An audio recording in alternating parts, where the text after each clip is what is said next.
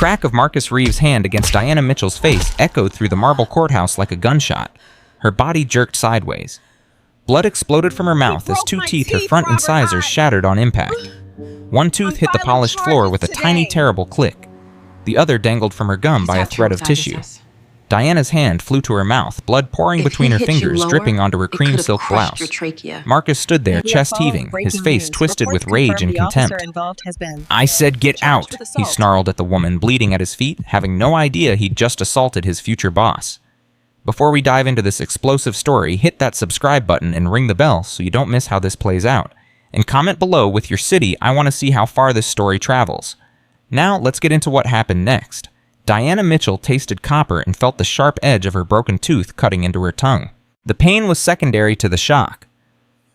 Not that Marcus Reeves had hit her, but that he'd done it so casually, so confidently, like he'd done it 100 times before and gotten away with it every single time. "You deaf or just stupid?" Marcus took a step closer, his boots squeaking on the courthouse floor, now slick with her blood. "I don't got time for your kind coming in here with fake papers, wasting my time." Diana's vision blurred with tears she refused to let fall. She could feel the jagged remains of her teeth, with her tongue, one completely gone, the other hanging loose, a nerve screaming with every breath. She bent slowly, carefully, and picked up the tooth that had fallen. It was her left front incisor root intact, covered in her blood. She wrapped it in a tissue from her purse with trembling hands. "Officer Reeves," she said quietly, her voice thick from the blood filling her mouth. She had to spit into another tissue just to speak clearly. "Badge number 2847. "Oh, you can read numbers," Marcus laughed, looking back at his partner, Officer Tony Chen, who stood frozen by the security scanner.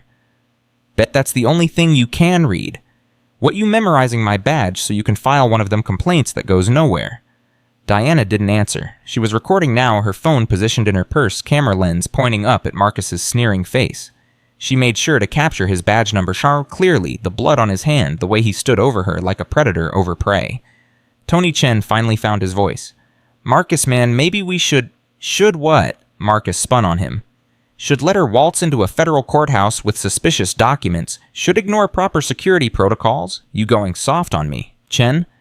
"She's bleeding pretty bad, that's all I'm saying." "Good. Maybe she'll think twice before trying to scam her way into places she don't belong." Diana rose to her full height, 5'9" in heels, and looked Marcus Reeves directly in the eye. Even with blood streaming down her chin, even with her teeth shattered, she maintained a dignity that made something flicker across Marcus's face. Not quite recognition, not quite fear, but close. "You'll remember this moment," Diana said softly, spitting more blood into her tissue. "I promise you that." "Is that a threat?" Marcus stepped closer, his hand moving to his belt where his taser hung. "Because threatening a police officer is a felony, sweetheart. I can have you in cuffs right now. It's not a threat, Officer Reeves. It's a fact." Marcus's eyes narrowed. There was something about this woman, the way she stood, the way she spoke, even beaten and bleeding, that didn't fit his usual victims. They usually ran or screamed or collapsed into tears. This one just stared at him with eyes that seemed to be measuring him for something. A coffin, maybe. "Befita, get out before I arrest you for trespassing assault on an officer and whatever else I feel like adding." Diana gathered her scattered papers, a visitor's pass, several official-looking documents that Marcus had knocked from her hands before hitting her. She moved deliberately, never turning her back on him, never showing fear. Each document she collected, she held up to her phone's camera, making sure the timestamps were visible, making sure everything was documented. The courthouse lobby had gone silent. A dozen people stood frozen, witnessing. An older white woman clutched her purse mouth open in shock. A young black man in a delivery uniform had his phone out filming. A lawyer Diana recognized from prior cases stood near the elevator, his face pale with disbelief. "Y'all got nothing better to do than stand around," Marcus barked at the witnesses. "Move along. Nothing to see here. Just standard security procedures." Nobody moved. They'd all seen what happened. They'd all heard what Marcus said. And more importantly, they were all recording. Marcus's confidence wavered for just a second. Too many phones. Too many witnesses. But then his radio crackled and his supervisor's voice came through. "Reeves' status on that security incident." Marcus keyed his radio, never taking his eyes off Diana. "Situation resolved, Captain. Subject is leaving the premises voluntarily." "Any injuries?" Marcus smiled at Diana, daring her to contradict him. "Nothing to report." Diana turned and walked toward the exit, each step measured and deliberate. She could feel blood dripping from her chin, could taste it pooling in her mouth, could feel the exposed nerve in her damaged tooth screaming with every heartbeat. But she didn't run. She didn't hurry. She walked like she owned the building. Behind her, Marcus called out one last time. "Don't come back unless you got real business, you hear. Next time I won't be so nice." Diana pushed through the courthouse doors into brilliant October sunlight. Only then did she allow herself to lean against the limestone wall, to spit blood onto the sidewalk, to shake with rage and pain, and something else, determination so fierce it burned hotter than the agony in her mouth. She pulled out her phone and made a call. It rang twice. "Commissioner Warren's office? This is Diana Mitchell. I need to speak with him immediately. Tell him the situation has escalated and we need to move up the timeline." "One moment, ma'am." Diana pressed the tissue harder against her mouth, feeling the loose tooth shift dangerously. She could already imagine the dental work ahead, root canals, implants, months of procedures. But that wasn't what mattered. What mattered was making sure Marcus Reeves never did this to anyone else. "Diana," Commissioner Warren's voice came through sharp with concern. "What happened?" "Officer Marcus Reeves just assaulted me in the courthouse lobby. 2 broken teeth witnesses and I have it on video." Silence. Then, "Jesus Christ, are you okay? Do you need medical attention?" "I'm going to the emergency room now to get it documented. But Robert, we need to accelerate the plan. I was supposed to stay quiet for 3 more weeks until the official announcement, but I can't wait that long. I'm filing charges today, and I'm going public." "Diana, are you sure if you go public now it could compromise?" "He broke my teeth, Robert." Diana's voice cracked for the first time. "He hit me in front of a dozen witnesses because he assumed I was nobody. Because he looked at my face and decided I didn't deserve basic human dignity. This isn't just about me anymore. It's about everyone he's done this to, everyone he'll do it to if we wait." Another pause. "What do you need from me?" "I need you to have my official paperwork ready. I'm filing a civil rights lawsuit tomorrow, and I want my badge and star ready to go. I'll serve his ass myself after I destroy him in court." "Diana, you're talking about taking on the entire police union. Sterling and Associates will defend him. They've never lost a case." "They've never faced me." Diana spat blood again, watching it splash on the courthouse steps. "I've been building this case against the whole department for 18 months. Reeves just handed me the personal angle I needed. By the time I'm done with him, he'll wish he'd never put on that badge." "When do you want to do the swearing-in ceremony?" 3 weeks from today. I want it to happen in the middle of his trial. I want him sitting in that courtroom confident and smug, thinking he's going to walk like he always does. And then I want to walk in wearing my stars and watch his world collapse." Commissioner Warren exhaled slowly. "You're playing chess while everyone else is playing checkers. All right, I'll coordinate with the county council. Your official appointment will be announced in exactly 21 days. But Diana, be careful. Reeves has been on the force for 22 years. He's got friends in high places." "So do I, Robert. And mine actually care about justice." Diana ended the call and immediately dialed another number. "Emergency Dental Associates. How can I help you?" "This is Diana Mitchell. I need to see Dart Patel immediately. I have 2 broken front teeth from an assault, and I need everything documented for legal purposes." "Oh my God, Ms. Mitchell, can you come in right now?" "I'm 10 minutes away." Diana pushed off from the wall and walked to her car, a modest Honda Civic that didn't advertise anything about her position or power. That was intentional. She'd spent the last 1.5 years investigating the county police department from the inside, working as a consultant, while the commissioner privately prepared to install her as sheriff. Nobody knew who she really was. Nobody knew her background, her credentials, her true authority. Nobody except the people who needed to know. Her phone buzzed with a text from her daughter, Jasmine. "Mom, it's all over Twitter. Someone posted a video of a cop hitting a black woman at the courthouse. Is that you?" Diana's hands tightened on the steering wheel. She hadn't wanted Jasmine to find out this way, but there was no helping it now. She pulled over and called her daughter. "Baby girl, I'm okay." "Mom, I just watched a video of that cop hitting you, your teeth. Mom, I can see blood everywhere." "I know, honey, I know, but I need you to listen to me. I'm okay. I'm going to the dentist right now to get treated, and then I'm going to make sure that officer never hurts anyone else again." "Mom, you need to report him. You need to—" "I am, baby. I'm doing more than that, but I can't explain everything right now. Just trust me, okay? Can you do that?" Jasmine's breath hitched. "Are you sure you're okay? Do you need me to come get you?" "No, sweetie. I need you to stay calm and trust that your mama knows what she's doing. I've been preparing for this moment longer than you know." "What does that mean?" Diana smiled despite the pain in her mouth.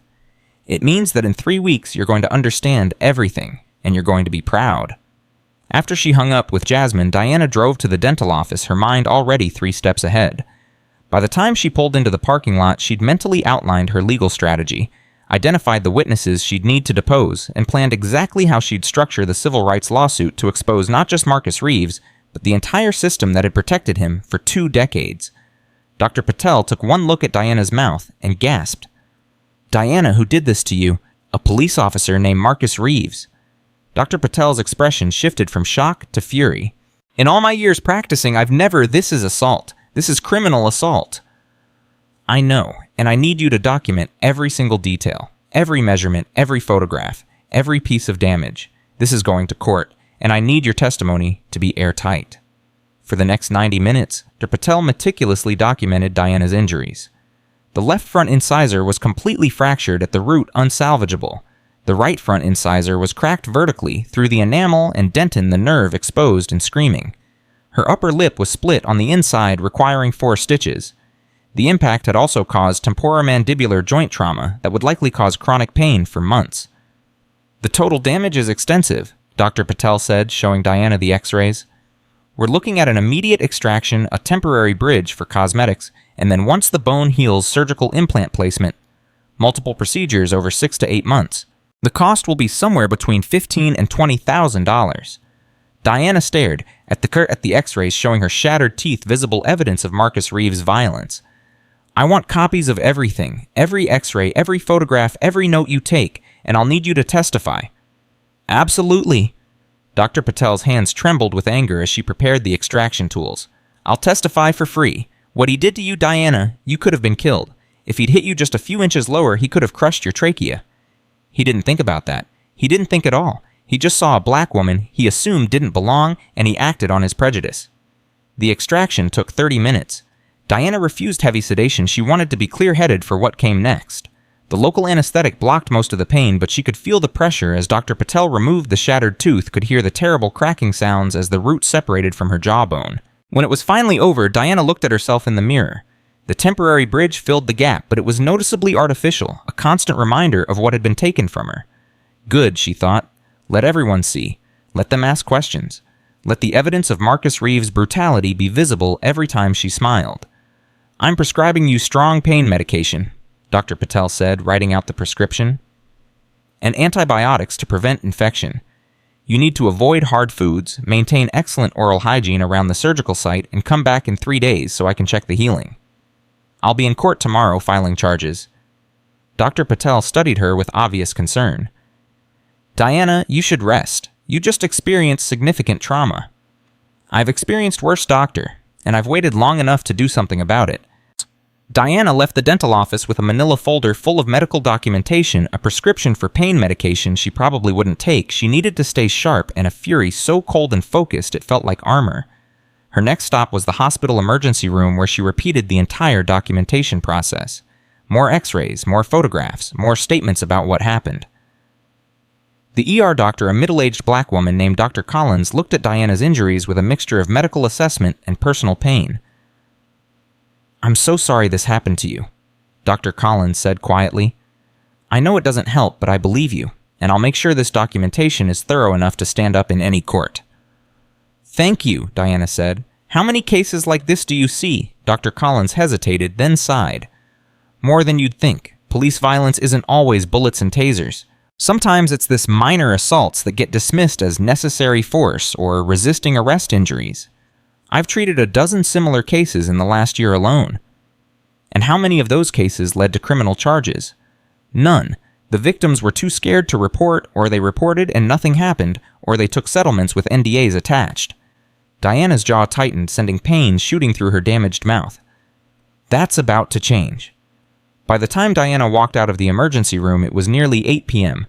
She'd spent 9 hours documenting her injuries, gathering evidence, and building her case. She was exhausted and pain despite the local anesthetics wearing off, and hungry since she hadn't eaten since breakfast. But she couldn't stop now. She drove to her attorney's office, not just any attorney, but Margaret Chen, one of the most respected civil rights lawyers in the state. Margaret had been expecting her call. "Diana, Margaret met her at the door, her expression grim when she saw the temporary bridge, the swollen lip, the bruising already darkening Diana's brown skin. "Come in, we have work to do." For the next 3 hours, Diana and Margaret built the case against Marcus Reeves. They reviewed the security footage Diana had captured on her phone. They examined the medical documentation. They identified every witness who'd been present. They researched Marcus's history 22 years on the force 15 formal complaints of excessive force or discriminatory behavior, all dismissed or resulted in minor reprimands. "He's been doing this for decades," Margaret said, pulling up records on her computer. "Look at this pattern. 2018 complaint from Maria Gonzalez, an attorney for illegal detention. 2020 complaint from Dr. James Chen, a federal prosecutor for racial profiling. 2021 complaint from Professor Angela Davis for excessive force during a security check. All dismissed. All people of color, all professionals with credentials he ignored." Diana leaned forward, studying the screen. "What happened to those complaints?" "They went to his Captain Thomas Brennan, who buried them. Brennan's been protecting Reeves for years. They came up through the academy together." "Then we go after both of them." Margaret looked up sharply. "Diana, if you're serious about this, you need to understand what you're taking on. The police union will throw everything at you. Richard Sterling, their attorney, has a 97% win rate in these cases. They'll dig into your background. They'll try to discredit you. They'll paint you as an opportunist, looking for a payday." Diana smiled, wincing as the movement pulled at her stitches. "Let them dig. They're going to find some very interesting things." "What does that mean?" "It means I haven't been entirely honest about my background, Margaret. Not with you, not with anyone except Commissioner Warren and a few others who needed to know." Margaret's eyes narrowed. "Diana, what exactly do you do for a living? You told me you were a consultant." "I am. I've been consulting with the county commissioner's office on police reform for the past 18 months, but my previous position was deputy chief of police in Philadelphia. Before that, I spent 15 years as a detective, 5 years in the FBI's Civil Rights Division, and I have a law degree from Howard University." Margaret's mouth fell open. You're law enforcement." "Was. Now I'm about to become the new county sheriff. That appointment gets announced in 3 weeks, right in the middle of what will be Marcus Reeves' trial." "Holy shit," Margaret sat back in her chair. "You set this up, all of it."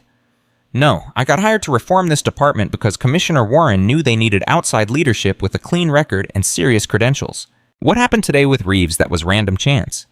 Bad luck for him, I guess, but I'm going to use it to expose everything that's wrong with this department." Margaret started laughing, a sound somewhere between disbelief and admiration. "Diana, you're not just filing a lawsuit, you're orchestrating a complete takedown of the good old boys network." "Exactly, and I need you to help me do it right. I want this case filed tomorrow morning. I want it public, detailed, and devastating. I want Marcus Reeves and everyone who protected him to spend the next 3 weeks thinking they might beat this like they've beaten everything else. And then I want to walk into that courtroom wearing my sheriff's stars and watch them realize they never had a chance." "This is the most calculated thing I've ever seen." "This isn't calculation, Margaret. This is justice. Calculated justice maybe, but justice nonetheless." They worked until past midnight drafting the civil rights complaint. It was a masterpiece of legal writing, detailed enough to be credible, broad enough to implicate the systemic failures, and personal enough to be emotionally compelling. Diana described not just the physical assault, but the cascade of racist assumptions that led to it. Marcus's words, his body language, the way he'd looked at her, and decided she didn't belong. "We're also filing criminal charges," Diana said as they finished. "Assault and battery, assault under color of authority, violation of civil rights under Title 18, Section 242, and we're requesting the U.S. Attorney's Office get involved because this happened at a federal courthouse." "You're not messing around." 22 years, Margaret. He's been doing this for 22 years. How many people did he hurt? How many people did he humiliate or terrorize or assault? How many people didn't have the resources or knowledge or courage to fight back? Margaret nodded slowly. "I'll have this filed first thing tomorrow morning. And Diana, I'm honored to be part of this." Diana finally drove home at 1 a.m. exhausted beyond measure. Every part of her body ached, her jaw from the dental trauma, her head from stress and pain medication, her soul from carrying the weight of what came next. She found Jasmine waiting up for her, curled on the couch with her laptop open to Twitter, where the video of Marcus hitting Diana had been viewed over 2 million times. "Mom?" Jasmine stood up, her eyes red from crying. "Everyone's talking about this. There are protests being planned. People are demanding that cop be arrested. And you, Mom, your face is all swollen." Diana opened her arms and Jasmine collapsed into them, careful of her mother's injuries but desperate for reassurance. "I'm okay, baby girl, I promise." "That cop, Mom, he could have killed you. What if he'd hit you harder? What if—" "Shh, no what ifs. I'm here. I'm safe. And that officer is going to face consequences for what he did." Jasmine pulled back, studying her mother's face. "You keep saying that, like you know something. Mom, what's going on?" Diana led her daughter to the couch and sat down, carefully mindful of her injuries. "Jazz, I need to tell you something. Something I haven't been able to share because it was confidential, but you're going to find out in a few weeks anyway, and after today, you deserve to know now." "Know what?" "I've been working as a consultant for the county, but that was just a cover. The real reason I moved us here 18 months ago is because I was hired to become the new county sheriff. That appointment gets officially announced in 3 weeks. Jasmine stared at her mother like she'd grown a second head. "You're going to be Sheriff the Top Cop. Yes, and the man who hit me today, he's going to be one of my officers. Was one of my officers, because I'm going to fire him the second I have the authority to do it." "Oh my God," Jasmine's eyes went wide. "He has no idea. None whatsoever, and it's going to stay that way until the exact right moment. Mom, this is insane. You're like a superhero or something." Diana laughed, then winced as pain shot through her jaw. "I'm not a superhero, baby. I'm just someone who got tired of watching bad cops get away with hurting people, and now I'm in a position to actually do something about it." They talked until nearly 3 a.m., Diana explaining her background, her years in Philadelphia, her FBI training, her law degree, all the parts of her history she'd kept quiet during their fresh start in this new city. Jasmine listened with growing amazement and pride, seeing her mother in an entirely new light. "So when that cop hit you today," Jasmine said slowly, "he literally assaulted his future boss." "Yes, and he did it because he saw a black woman and assumed she was nobody important. That assumption is going to cost him everything." And finally, till Diana sent Jasmine to bed and sat alone in her home office surrounded by the evidence of her real career. 25 years of service awards, commendations for bravery, her FBI credentials, her law degree, photographs of her with police chiefs and mayors and attorneys general, a lifetime of work building toward this moment. She opened her laptop and pulled up the personnel file for Marcus Reeves. She'd been studying it for months as part of her broader assessment of department personnel. Now she read it with new eyes, seeing him not as a problem officer she'd eventually have to deal with, but as a man who directly assaulted her. 15 complaints over 22 years, 8 dismissed without investigation. 5 resulted in mandatory retraining, which clearly hadn't worked. 2 resulted in brief suspensions. None resulted in termination. The complaints followed a clear pattern. Marcus targeted people of color, especially black and Hispanic citizens, for additional scrutiny, aggressive questioning, and in several cases, physical force. He'd cost the county $4.7 million in settlements over the years. $4.7 million paid out to victims of his misconduct, and he still had his badge. Diana opened a new document and began writing. Not legal briefs, those were Margaret's job now. This was different. This was Diana's first action item as the incoming sheriff, a comprehensive review of use of force policies, accountability measures, and the failure of supervision that allowed officers like Marcus Reeves to operate with impunity for decades. She wrote until the sky outside her window turned gray with dawn. Her jaw ached, her head pounded. The temporary bridge felt foreign in her mouth, a constant reminder of violence and violation. But Diana smiled as she saved the document, because in 3 weeks everything would change. And Marcus Reeves, confident, protected, certain of his immunity, had absolutely no idea what was coming for him. Her phone buzzed with a text from Margaret. "Lawsuit filed, press conference at 10 a.m. You ready for this?" Diana typed back. "I've been ready for 25 years. She showered carefully, working around her swollen face and stitched lip. She dressed in a navy blue suit that projected authority without advertising power. She practiced speaking with the temporary bridge, adjusting to the slight lisp it created the way it changed the feel of words in her mouth. At 9:45 a.m., Diana stood in front of the county courthouse, the same building where Marcus had assaulted her less than 24 hours earlier, surrounded by reporters and cameras. Margaret stood beside her, professional and fierce. Behind them, a dozen supporters held signs, "Justice for Diana," "Hold police accountable," "Badge doesn't mean immunity." Margaret spoke first, outlining the legal case with precision and passion. Then it was Diana's turn. She stepped to the microphone, feeling the eyes of thousands on her in person and through cameras broadcasting live. She thought about every person Marcus had hurt, every victim who'd been too scared to speak up, every complaint that had been buried, every dollar the county had paid to cover up his misconduct. And then Diana smiled carefully, mindful of her injuries, and began to speak. My name is Diana Mitchell. Yesterday morning I arrived at this courthouse for legitimate business. What happened next was captured on multiple cameras and witnessed by many people. Officer Marcus Reeves, a 22-year veteran of this department, assaulted me. He broke 2 of my teeth, split my lip, and did over $15,000 in dental damage. But more than that, he revealed something broken in our justice system. Diana paused, letting the words sink in. Officer Reeves looked at me and saw someone who didn't belong. He made assumptions based on my appearance, and he acted on those assumptions with violence. This isn't just about what happened to me. It's about a pattern of behavior that has gone unchecked for decades. It's about a system that protects bad officers instead of protecting citizens. And it's about to change. The reporters erupted with questions, but Diana was already walking away, Margaret at her side. They had work to do, a case to build, justice to pursue, and in 3 weeks Diana would stand in a courtroom and watch Marcus Reeves learn that the woman whose teeth he broke was about to become the most powerful law enforcement officer in the county. Justice wasn't just coming, it was already here. The video hit 5 million views by noon, 10 million by dinner. By the time Marcus Reeves walked into the police station the next morning, his assault on Diana Mitchell had become the most viral police brutality video of the month, and the comment sections were calling for his head. Marcus threw his keys on his desk and dropped into his chair, barely glancing at the 3 other officers in the squad room. His partner, Tony Chen, looked up from his computer, his expression unreadable. "You seen the video?" Tony asked quietly. "What video?" "Marcus, it's everywhere. Someone filmed what happened yesterday with that woman. It's got millions of views. People are pissed." Marcus felt his stomach drop, but he forced a laugh.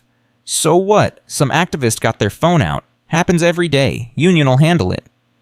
"This one's different, man. You can hear everything you said. You can see her just standing there when you hit her. And Marcus," Tony lowered his voice, "her teeth, man. You knocked her teeth out. That's not a good look." "She was being aggressive. I used appropriate force to—" "She wasn't being aggressive." Tony stood up his chair, scraping loud against the floor. "I was there. Remember? She was calm. She was polite. And you hit her because she wouldn't leave fast enough for you. You better watch your tone, Chen." "Or what? You gonna hit me too?" Tony grabbed his jacket. "I'm done covering for you, Marcus. I got a wife and kids. I'm not losing my pension because you can't keep your hands to yourself." Tony walked out, leaving Marcus sitting there with a cold knot of fear forming in his gut. If Tony wouldn't back him up, who would? But then Captain Brennan appeared in the doorway, his weathered face set in familiar lines of protection. "Reeves, my office, now." Marcus followed his captain down the hall, past other officers who suddenly found their paperwork very interesting. Inside Brennan's office, the door closed with a heavy click. "Sir, I can explain." "Shut up and listen." Brennan sat behind his desk, fingers steepled. "You really screwed up this time. That woman you hit, she's filed a civil rights lawsuit, federal charges, and the media's having a field day." "Captain, I was just doing my job. She had suspicious documents and she had a valid visitor's pass signed by a federal judge. I checked. There was nothing suspicious about her paperwork except that you didn't like the woman carrying it." Marcus's face flushed. "That's not fair. I make judgment calls every day based on my experience and your experience." Brennan leaned forward. "Marcus, you've got 15 complaints in your file. 15, all involving people of color, all claiming the same thing, that you profile, harass, and use excessive force. We've been burying these for years because you're good at other parts of the job, but this time there's video, multiple angles, audio, witnesses, and her teeth." "Marcus, you broke her goddamn teeth." "She'll settle. They always settle." "Not this one. Her attorney's Margaret Chen. You know who that is?" Marcus shook his head. "She's the lawyer who took down 3 police departments in civil rights cases. She doesn't settle. She goes for blood." Brennan rubbed his face. "Look, the union's getting you Richard Sterling. He's the best. If anyone can beat this, it's him. But you need to keep your head down, follow the script, and for God's sake stop talking to anyone about this case." "So what do? You go on administrative duty while the investigation plays out. You stay away from the courthouse. You don't talk to the media, and you pray that Sterling can work his magic." Marcus left Brennan's office feeling simultaneously relieved and unsettled. Administrative duty meant desk work and full pay. Sterling had never lost a case. The union would protect him like they always did. But something about this felt different. Something about the way that woman Diana Mitchell had looked at him. Like she knew something he didn't. 3 days later, Marcus sat in Richard Sterling's law office, a place that smelled like old money and winning. Sterling was 50-something, silver-haired, with a face that had convinced dozens of juries that his clients were just doing their jobs. "Tell me exactly what happened," Sterling said, clicking his expensive pen. Marcus went through his rehearsed version. He'd observed suspicious behavior. He'd attempted to verify credentials. The subject became hostile and aggressive. He'd used minimal force to neutralize a perceived threat. Sterling listened, taking notes, occasionally nodding. When Marcus finished, Sterling set down his pen and looked at him with eyes that had seen 1,000 liars and knew exactly what they looked like. "Now tell me what really happened." "That is what really happened." "Marcus, can I call you Marcus? I've defended 63 officers in cases like this. I've won 61 of them. You know how I win, by knowing the truth before the plaintiff's attorney does. So let's try again. What really happened?" Marcus shifted in his chair. "The woman was trying to enter the courthouse. She looked like she didn't belong there." "Looked how?" "You know?" "No, I don't know. Use your words." Marcus felt heat creeping up his neck. "She was black. She was dressed nice, but something about her just seemed off, like she was pretending to be someone she wasn't." Sterling wrote something down.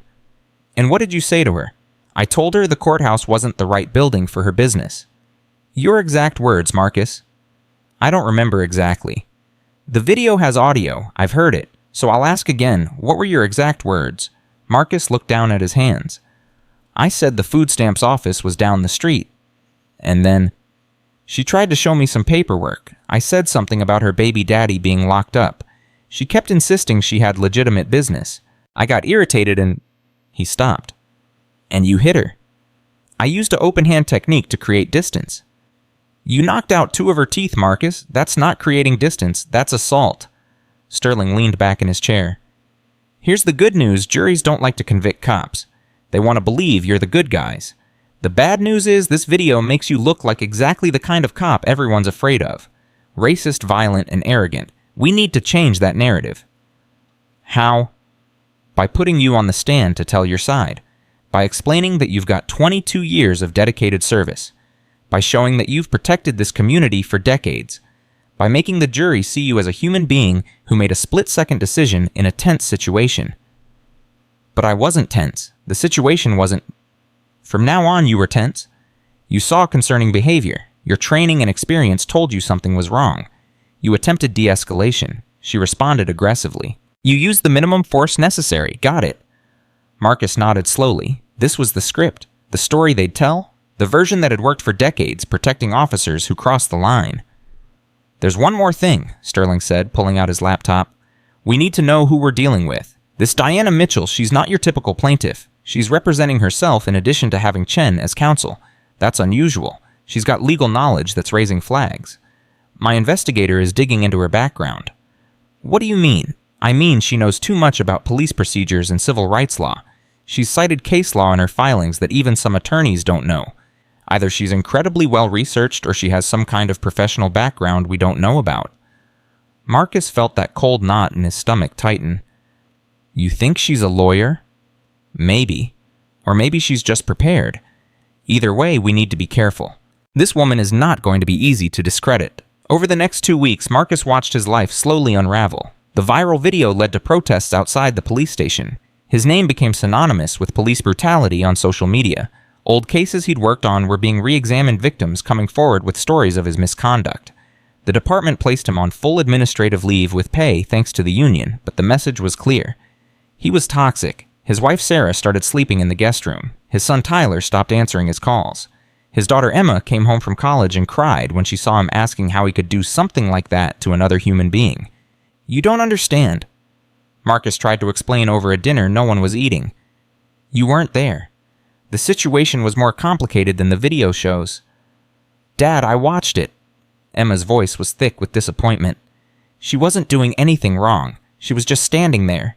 And you hit her so hard her teeth came out. How is that complicated?" "Emma, there are things you don't understand about police work. Sometimes you have to... what? Be racist, be violent." Emma stood up her chair, scraping. "I used to be proud to tell people my dad was a cop. Now I'm ashamed." She left the table. Sarah followed her. Marcus sat alone, pushing food around his plate, feeling the walls closing in. The preliminary hearing happened on a gray Tuesday morning. Marcus walked into the courthouse, a different building than where he'd assaulted Diana, thank God, flanked by Sterling and 2 union representatives. Media crews swarmed them, shouting questions Marcus had been instructed not to answer. Inside the courtroom was packed. Marcus saw Diana sitting at the plaintiff's table with Margaret Chen, both women dressed in sharp professional suits. Diana's temporary dental bridge was visible when she spoke to her attorney, a constant reminder of what Marcus had done. The judge, a stern-looking black woman named Judith Martinez, called the court to order. Sterling immediately filed a motion to dismiss based on qualified immunity. Your Honor, Officer Reeves was acting within his duties as a law enforcement officer conducting security screening. He is entitled to qualified immunity from civil liability. Margaret Chen stood, her voice cutting through the courtroom. Your Honor, qualified immunity does not protect an officer who commits assault and battery against a citizen who poses no threat. The video evidence clearly shows Ms. Mitchell was not aggressive, was not resisting, and was in fact attempting to comply with the officer's requests when he struck her without provocation. The officer perceived a threat based on the subject's perceived a threat, Chen's voice rose. Officer Reeves perceived a threat because my client is black. He told her to go to the food stamps office. He asked about her baby daddy. These are not the words of an officer conducting a legitimate security check. These are the words of a racist using his badge as permission to assault someone he deemed unworthy of basic human dignity. The courtroom erupted in murmurs. Judge Martinez banged her gavel. Motion to dismiss is denied. This case will proceed to trial. We'll begin jury selection in 3 weeks. Sterling's face remained neutral, but Marcus saw the slight tightening around his eyes. This wasn't going as planned. Outside the courthouse, Sterling pulled Marcus aside. Listen to me carefully. Do not talk to anyone about this case. Not your friends, not your family, not other cops. The prosecution is going to try to establish a pattern of behavior. Every stupid thing you say can and will be used against you. I understand. Do you? Because you're all over social media defending yourself in comment sections? Stop. Delete your accounts if you have to. The only story we tell is the one we tell in court. Marcus nodded, but inside he was seething. How had this happened? How had one stupid woman turned his entire life upside down? He'd been doing the same thing for 22 years, keeping the streets clean, keeping people safe. Sure, he was harder on some people than others, but that was just common sense. You couldn't treat everyone the same when some people were clearly more likely to cause problems. That night, Marcus did what Sterling told him not to do. He looked up Diana Mitchell online. There wasn't much. No social media presence, no professional profiles. A few mentions in local news about community organizing and police reform advocacy. Nothing that explained her legal knowledge or her confidence in court. Marcus found himself staring at her photo from the press conference, studying her face. Even with the swollen lip and visible injuries, she'd projected authority. She'd spoken like someone used to being listened to. And those eyes, they'd looked at him with something beyond anger, something like certainty. His phone rang. It was Tony Chen. What do you want? Marcus asked coldly. To tell you I'm testifying for the prosecution. Marcus felt like he'd been punched. You're doing what? I was there, Marcus. I saw what happened, and I'm not going to lie under oath to protect you. We're partners. We've worked together for 5 years. We're partners, past tense. I requested a transfer. It got approved. I'm moving to the North Precinct next week. You backstabbing? No, Marcus, you did this to yourself. I watched you terrorize people for years. I watched you target black folks and Hispanics for extra screening that never found anything. I watched you humiliate people who were just trying to go about their business. And I said nothing because I was scared of you and scared of becoming a pariah in the department. But I'm done. I have a daughter, Marcus. She's 7. And when she's older, I want to be able to tell her that when it mattered, I did the right thing. The right thing? You're destroying a fellow officer's career. You destroyed your own career when you hit that woman. I'm just refusing to go down with you. Tony hung up. Marcus threw his phone across the room where it hit the wall and cracked. Sarah appeared in the doorway, her face tired and sad. You need to take a plea deal, she said quietly. There is no plea deal. This is going to trial and Sterling is going to win. Marcus, everyone saw what you did. The video is clear. You hit that woman for no reason. She was being difficult. She was being black. Sarah's voice broke. That's her crime, isn't it, being black in a place you decided she didn't belong? My God, Marcus, when did you become this person? I've always been this person. You just never paid attention because it didn't affect you. Sarah stared at him like she was seeing him for the first time. I'm taking the kids to my sister's for a few weeks. We need space, and Marcus, you should talk to a therapist or a priest or someone, because the man I married would never have done what you did." She left. Marcus heard her upstairs packing, heard his kids' confused voices asking what was happening, heard his family falling apart around him, but he couldn't back down now. Couldn't admit he was wrong. Because if he admitted this was wrong, he'd have to admit all of it was wrong. 22 years of the same behavior, the same assumptions, the same casual cruelty, and Marcus Reeves was many things, but he wasn't capable of that level of self-reflection. The next morning, Marcus got a call from the union rep. "We need to talk about your testimony strategy," Frank Morrison said. "Sterling wants to prep you extensively before you take the stand. When's the trial start?" 2.5 weeks. We've got a lot of work to do. Sterling's identified some character witnesses, other officers who'll testify to your professionalism and dedication. We're also going to emphasize your length of service and commendations. What about the video? Sterling's going to argue the video doesn't show the full context, that there were verbal cues and body language that indicated threat, that your response was based on training and experience.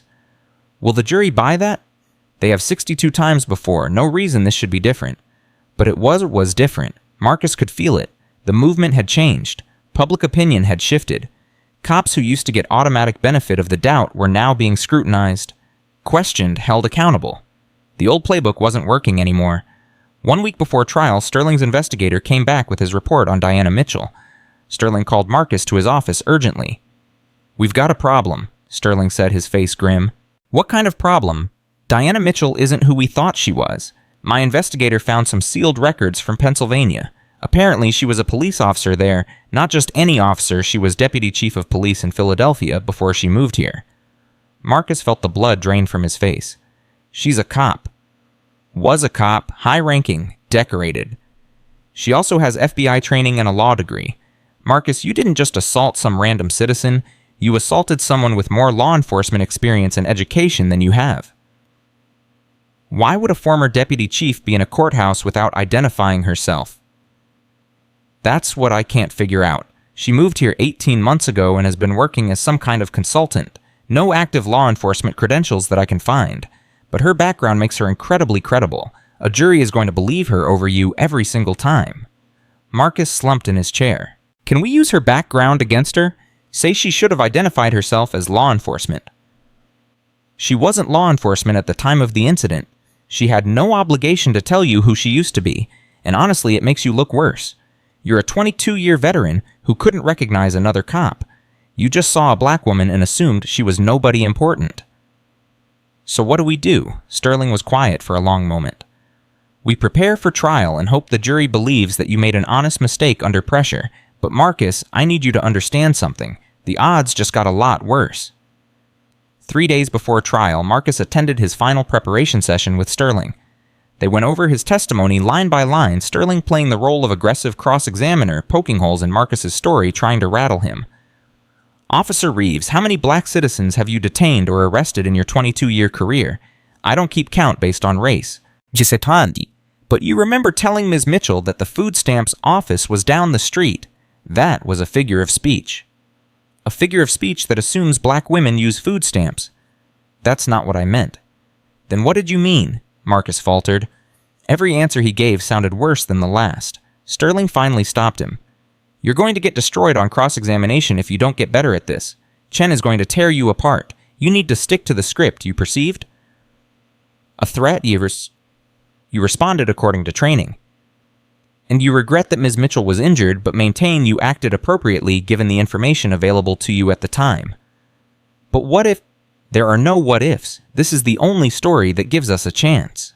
The weekend before trial, Marcus sat alone in his house. Sarah and the kids were still at her sister's, and watched the video of himself hitting Diana Mitchell for the 100th time. He tried to see what Sterling wanted the jury to see, a dedicated officer making a tough call, but all he could see was a bully hitting a woman who'd done nothing wrong. His phone buzzed with a text from an unknown number. "Tomorrow the world learns who I really am. Did you enjoy your last days as a free man, DM?" Marcus stared at the message, his hands shaking. Who was Diana Mitchell really? What did she mean by tomorrow? The trial didn't start for 2 more days. He called Sterling. "I just got a threatening text from the plaintiff." "Forward it to me immediately. This could be grounds for wait. What does it say exactly?" Marcus read it aloud. "That's not a threat," Sterling said slowly. "That's a warning. Marcus, I think there's something about Diana Mitchell we still don't know. Something big, and we're going to find out in court." That night, Marcus couldn't sleep. He kept seeing Diana's face the way she'd looked at him after he hit her. Not with fear or pain, but with cold calculation, like she was already 3 moves ahead in a game he didn't know he was playing. On Monday morning, the day before jury selection would begin, Marcus's captain called him. "You need to come to the station now. It's important." "What's going on? Just get here." Marcus drove to the precinct, his stomach churning. The parking lot was full of news vans. Inside, officers whispered and stared as he walked past. Captain Brennan's door was closed, voices audible inside. When Marcus knocked, the door opened to reveal not just Brennan, but the chief of police, 2 city council members, and Richard Sterling, his face ashen. "Sit down, Marcus," the chief said. "What's happening?" "We just received word from the county commissioner's office. They're making an announcement this morning that's going to affect your case significantly." "What announcement?" The chief turned on the conference room TV. A press conference was starting, the county commissioner standing at a podium with several officials behind him, and there, in the back row wearing a formal police uniform Marcus didn't recognize, stood Diana Mitchell. "Ladies and gentlemen," Commissioner Warren said, "it is my privilege to announce that effective immediately, Diana Elizabeth Mitchell has been appointed as our new county sheriff." Sheriff Mitchell brings 25 years of law enforcement experience, including service as Deputy Chief of Police in Philadelphia, 5 years with the FBI's Civil Rights Division, and a law degree from Howard University. She has been working with our office for the past 18 months, conducting a comprehensive review of our law enforcement agencies, and we are confident she is exactly the leader we need to guide our department into a new era of accountability and community trust. Diana stepped forward to the microphone. When she smiled, Marcus could see the temporary bridge where her teeth had been. "Thank you, Commissioner Warren. I'm honored to serve this community as sheriff. My first priority is to implement comprehensive reforms to ensure that every citizen, regardless of their race, ethnicity, or background, is treated with dignity and respect by law enforcement. I also want to be clear that no officer, regardless of their length of service, will be above accountability. Starting today, we have zero tolerance for discriminatory behavior or excessive force." She looked directly into the camera, and Marcus felt like she was looking right at him. "To the officers who serve with honor and integrity, I look forward to working with you. To the officers who have used their badge as permission to harm others, your time is over." The press conference ended. The conference room was silent except for Marcus's ragged breathing. "She's the sheriff," he whispered. "The woman I hit is the sheriff." "Not just sheriff," Sterling said, his voice hollow. "She's your commanding officer. She has the authority to fire you, investigate you, and make your life a living hell. Marcus, we just went from playing a difficult hand to playing an impossible one." Marcus felt reality crashing down on him. He'd assaulted the most powerful law enforcement officer in the county. He'd broken the teeth of a woman with more credentials, experience, and authority than he could ever hope to achieve, and he'd done it because he'd looked at her and seen nobody important. "The trial starts tomorrow," Brennan said quietly. "We're going to need a miracle." But Marcus knew there were no miracles coming. Only consequences he'd spent 22 years avoiding.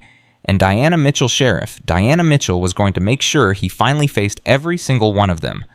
The courtroom on Tuesday morning felt different than any courtroom Marcus had ever been in, and he'd testified in dozens. The air itself seemed charged with something he couldn't name, something that made his collar feel too tight and his hands sweat, despite the air conditioning. Jury selection took all morning. Sterling used his challenges strategically, dismissing anyone who seemed too sympathetic to civil rights causes, anyone who'd participated in protests, anyone who looked at Marcus with obvious disgust. By lunch, they had 12 jurors and 2 alternates, 7 white, 3 black, 2 Hispanic. Not ideal, Sterling had whispered, but workable. Diana sat at the plaintiff's table in a charcoal gray suit, her sheriff's badge conspicuously absent, but her authority somehow more visible without it. She consulted with Margaret Chen in low tones, occasionally glancing at Marcus with an expression he couldn't read. Not anger, not satisfaction, something colder and more certain. Judge Martinez called the court to order at 1:30. "Miss Chen, your opening statement." Margaret stood buttoning her jacket and approached the jury box. "Ladies and gentlemen, this case is about a simple question. Does wearing a badge give you the right to assault someone because you don't like the way they look? Officer Marcus Reeves would have you believe the answer is yes. The evidence will show otherwise." She clicked a remote and the courtroom's screen lit up with a freeze frame. From the security video, Diana standing still, hands at her sides, Marcus's palm an inch from her face. This is the moment before Officer Reeves broke Sheriff Mitchell's teeth. I say Sheriff Mitchell now, though at the time of the assault, she was simply Diana Mitchell, a citizen attempting to enter a courthouse with valid credentials. Officer Reeves looked at her and made assumptions. Wrong assumptions. Racist assumptions. And he acted on those assumptions with violence. Marcus felt the jury's eyes on him. Sterling had coached him to remain neutral, to show no emotion, but his face was burning. You will hear testimony from multiple witnesses who saw Officer Reeves strike Sheriff Mitchell without provocation. You will see unedited video footage from 4 different angles. You will hear from medical experts about the extent of Sheriff Mitchell's injuries: 2 broken teeth, $15,000 in dental work, and ongoing pain that will last months. And you will hear from other victims of Officer Reeves' pattern of discriminatory behavior. Margaret paused, letting that sink in. The defense will tell you that Officer Reeves was just doing his job, that he perceived a threat, that his 22 years of experience justified his actions. But experience doesn't justify prejudice. A badge doesn't justify assault. And this jury has the power to send a clear message that no officer, regardless of their years of service, is above the law. She sat down. Sterling rose immediately, his silver hair catching the fluorescent lights, his face arranged in an expression of reasonable concern. Ladies and gentlemen, Officer Marcus Reeves has dedicated 22 years of his life to keeping this community safe. 22 years of walking into dangerous situations, of making split-second decisions, of putting his life on the line for people he's never met. On March 15th, Officer Reeves was doing exactly what he'd been trained to do, screening individuals entering a federal courthouse for potential security threats. Sterling walked toward the jury, his hands open and honest. Did Officer Reeves make perfect choices that day?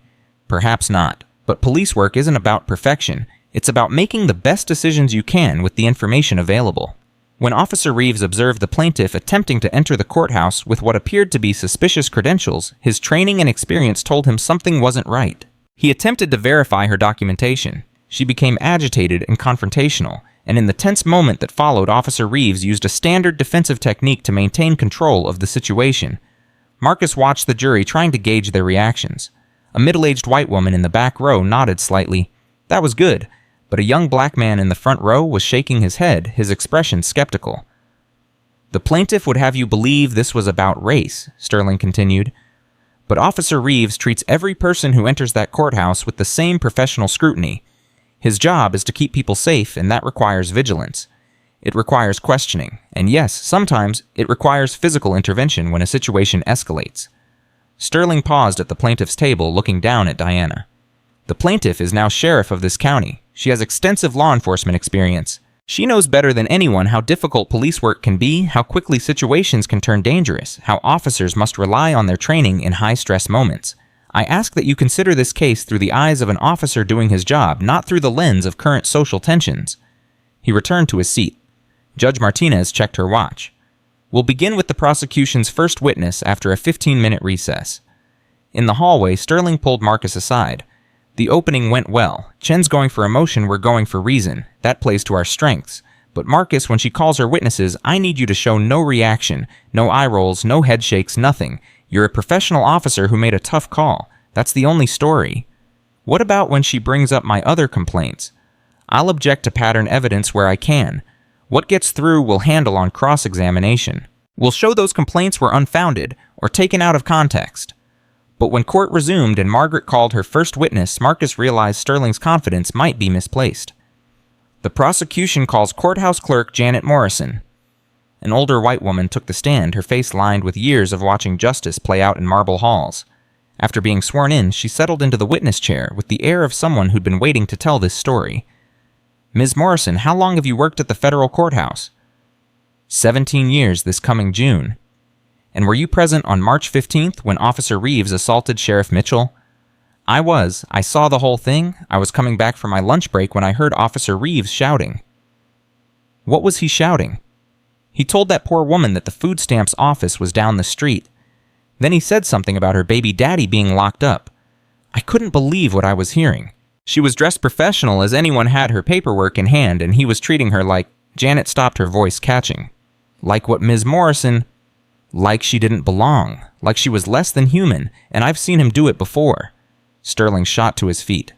Objection, Your Honor. Speculation about prior incidents is beyond the scope of Your Honor. Margaret interrupted smoothly. The defense opened the door by claiming Officer Reeves treats everyone with equal professionalism. Ms. Morrison's observations of his pattern of behavior directly contradict that claim.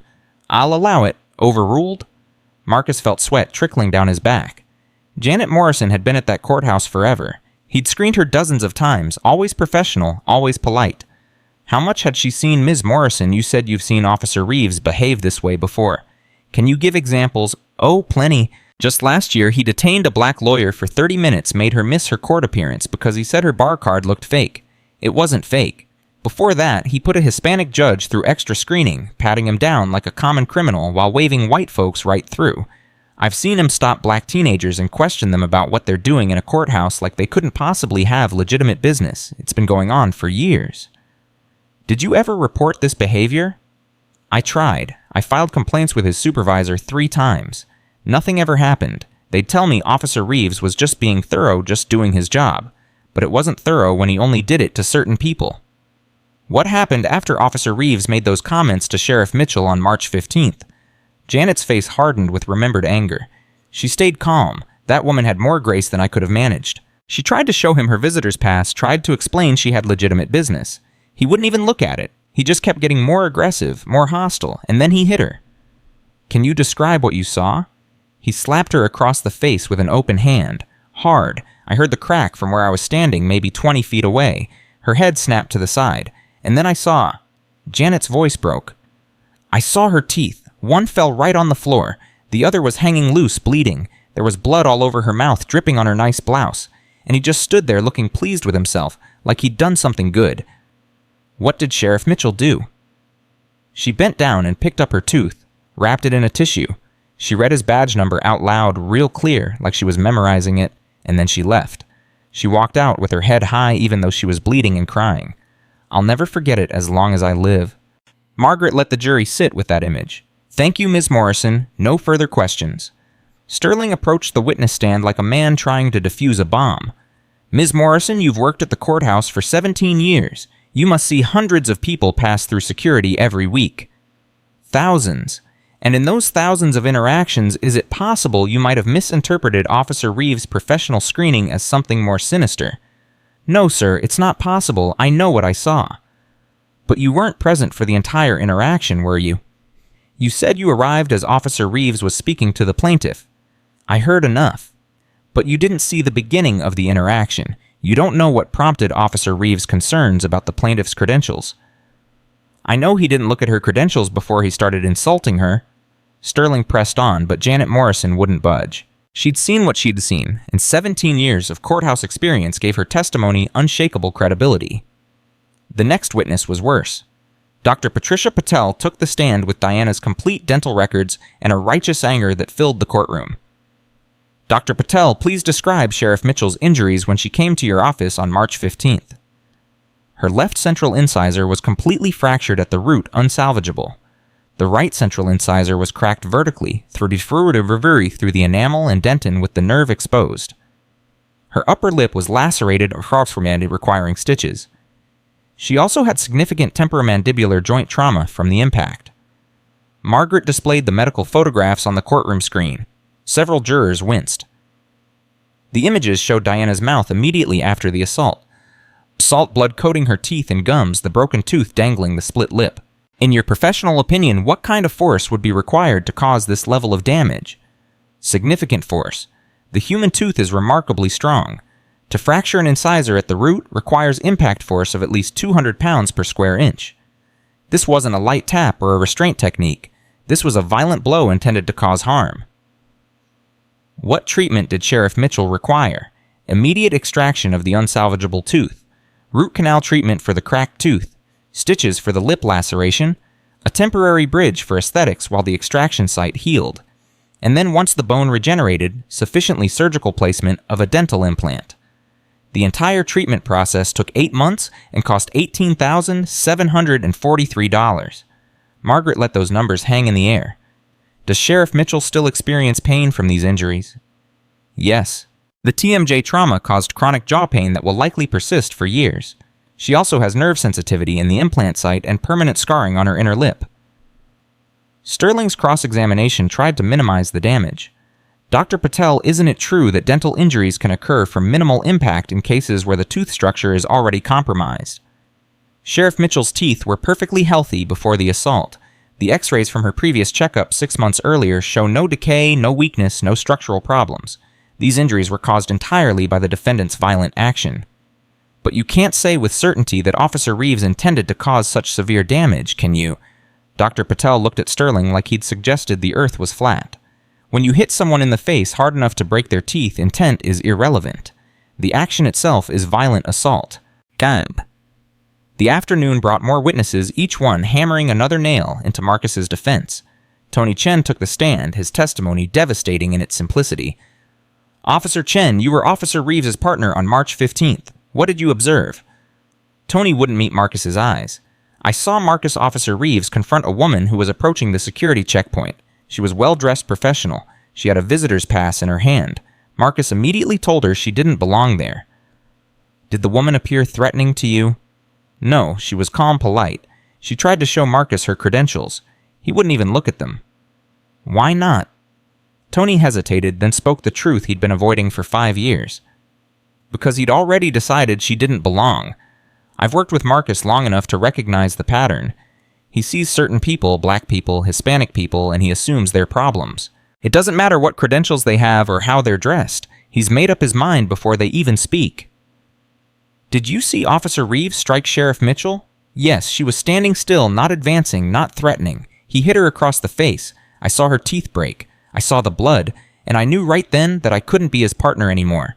I couldn't keep looking the other way. Marcus wanted to stand up and call Tony a traitor, a liar, a coward, but Sterling's hand on his arm kept him in his seat, kept his face neutral, even as his former partner destroyed him. Sterling's cross-examination was brutal, but ineffective. Officer Chen, isn't it true you requested a transfer after a disagreement with Officer Reeves about a separate incident? I requested a transfer because I didn't want to be complicit in his behavior anymore. But you stayed silent about this supposed pattern for 5 years. Why should this jury believe you're telling the truth now and not trying to save your own career? Because I have to look at myself in the mirror. Because I have a daughter, and I want her to grow up knowing her father stood up for what's right, even when it was hard. I should have spoken up sooner. I regret that I didn't, but I'm speaking up now. By the time the judge called a recess at 4 o'clock, Marcus felt like he'd been beaten. Every witness had damaged him. Every piece of evidence had contradicted his story. And tomorrow, Diana Mitchell herself would take the stand. In the hallway, Sterling was already spinning strategy. We need to hit her hard on cross. She's law enforcement, she knows how to handle confrontational situations. We'll argue she could have de-escalated but chose not to because she wanted this incident to happen. You think she set me up? I think she's smart enough to turn your mistake into a career opportunity. She gets to be the victim and the hero. It's brilliant, actually. Marcus wasn't sure whether Sterling was complimenting Diana or warning him. Either way, the message was clear: tomorrow would be worse. That night, Marcus sat in his empty house and did something he hadn't done in years. He cried. Not from self-pity, though there was plenty of that, but from the dawning realization that everything he'd believed about himself, about his career, about his place in the world, was a lie. He wasn't a good cop keeping people safe. He was a bully with a badge who'd terrorized innocent people for 2 decades. His phone buzzed with a text from his daughter Emma. Dad, I watched the trial coverage. That courthouse clerk's testimony, that doctor's testimony. Dad, what you did was so much worse than I thought. How could you... Marcus started to type a response, an explanation, a justification, something, but his fingers froze. What could he say? That he'd been doing his job. The witnesses had proven that was a lie. That he'd perceived a threat. The video showed there was none. That he wasn't racist. His own words condemned him. He deleted the message and set down his phone. There was nothing he could say that would make this right. Nothing that would restore his family, his reputation, or his self-respect. The next morning, Diana Mitchell took the stand. She wore a navy blue suit and her sheriff's badge, a deliberate choice that Sterling had argued against but the judge allowed. She was testifying about events that occurred before her appointment, but her current position was relevant to establishing her credibility. Margaret began with simple questions establishing Diana's credentials. 25 years in law enforcement. Deputy chief in Philadelphia. FBI training in civil rights investigations. Law degree from Howard. Each credential was a sledgehammer blow to Marcus's defense. Sheriff Mitchell, please tell the jury what happened on March 15th when you arrived at the federal courthouse. Diana's voice was clear and professional, but there was emotion underneath controlled anger, profound hurt. I approached the security checkpoint with a valid visitor's pass. I was there to observe police reform hearings as part of my consultation work for the county. Before I could present my credentials, Officer Reeves told me I was in the wrong building, that the food stamps office was down the street. How did that make you feel? Humiliated, angry, but not surprised. I've been a black woman in America for 43 years. I've been a black woman in law enforcement for 25 years. I know what prejudice looks like. I know the assumptions people make when they see my skin color before they know my credentials. What happened next? I attempted to show Officer Reeves my visitor's pass. He refused to look at it. He asked if my baby daddy was locked up. He said people like me don't belong in real courtrooms. Each comment was designed to humiliate me, to put me in what he considered my place. Did you respond aggressively? No, I remained calm. I've had extensive training in de-escalation. I know how to handle confrontational situations. I stood still, kept my hands visible, spoke in a measured tone. I did everything right. Then what happened? Diana's jaw tightened and Marcus saw her unconsciously touch her mouth where her teeth had been. He hit me. I was standing completely still, not advancing, not threatening. His hand connected with my face with enough force to break two of my teeth. I felt them shatter. One fell out completely. The other hung loose, bleeding. The pain was immediate and intense. What did you do? I collected my tooth from the floor. I photographed my injuries. I read Officer Reeves' badge number aloud to ensure I had his correct identification. And then I left and immediately sought medical attention. Why didn't you identify yourself as a former law enforcement officer? Because I shouldn't have to. No citizen should have to prove their worthiness to avoid being assaulted. The badge I used to wear, the position I used to hold, those things don't make me more deserving of basic human dignity than anyone else. Officer Reeves should have treated me with respect, regardless of who I was or what I'd accomplished. Margaret paused, letting that statement resonate. Sheriff Mitchell, you're now Officer Reeves' commanding officer. How does that affect how you view this case? It doesn't change the facts of what happened, but it does reinforce my understanding of how deep these problems run in law enforcement. Officer Reeves had 15 prior complaints of discriminatory behavior. All were dismissed or resulted in minor reprimands. The system protected him for 22 years. That's the system I've been hired to fix. Both. Sterling's cross-examination began with false sympathy. Sheriff Mitchell, no one disputes that you were injured. The question is whether Officer Reeves' actions were justified, given his perception of the situation. There was no situation, Diana replied, evenly. I was a professional woman with valid credentials attempting to enter a public building. The only situation was Officer Reeves' racist assumptions. You're a trained law enforcement officer. You know that officers must make split-second decisions based on their assessment of potential threats. I also know that I felt threatened has become the universal excuse for police violence against people of color. Officer Reeves wasn't threatened by me. He was offended that I, a black woman, dared to enter a space he decided I didn't belong in. Sterling changed tactics. Isn't it convenient that this incident occurred just weeks before your appointment as sheriff was announced? Some might say you used this situation to advance your career. Diana's eyes flashed with genuine anger. Are you suggesting I plan to be assaulted, that I manipulated Officer Reeves into breaking my teeth? That's insulting and absurd. I'm suggesting you saw an opportunity. What I saw was a pattern of abuse that had gone unchecked for decades. What I saw was an officer who'd been hurting people and getting away with it because the system valued his badge more than the citizens he was supposed to serve. And what I'm doing now is ensuring that never happens again. Sterling tried to rattle her with aggressive questioning, tried to catch her in inconsistencies, tried to make her seem vindictive or opportunistic. But Diana had testified in hundreds of cases. She knew how to handle a hostile cross-examination. She answered every question calmly, precisely turning each attack back on Sterling with devastating effectiveness. By the time she stepped down from the witness stand, Marcus knew he was finished. The jury had seen a decorated law enforcement officer with more experience and credibility than he could ever claim. They'd seen her touch her damaged teeth with unconscious pain. They'd heard the controlled emotion in her voice when she described his racist comments. The prosecution rested. Sterling presented his defense character witnesses who praised Marcus's dedication training experts, who explained police procedures, union representatives who swore Marcus followed protocol. But it all felt hollow after Diana's testimony. Marcus himself took the stand on Thursday afternoon, his last chance to save himself. Sterling walked him through the rehearsed story. He'd observed suspicious behavior, attempted to verify credentials, perceived a threat, responded with minimal force. But when Margaret Chen rose for cross-examination, Marcus felt the trap closing.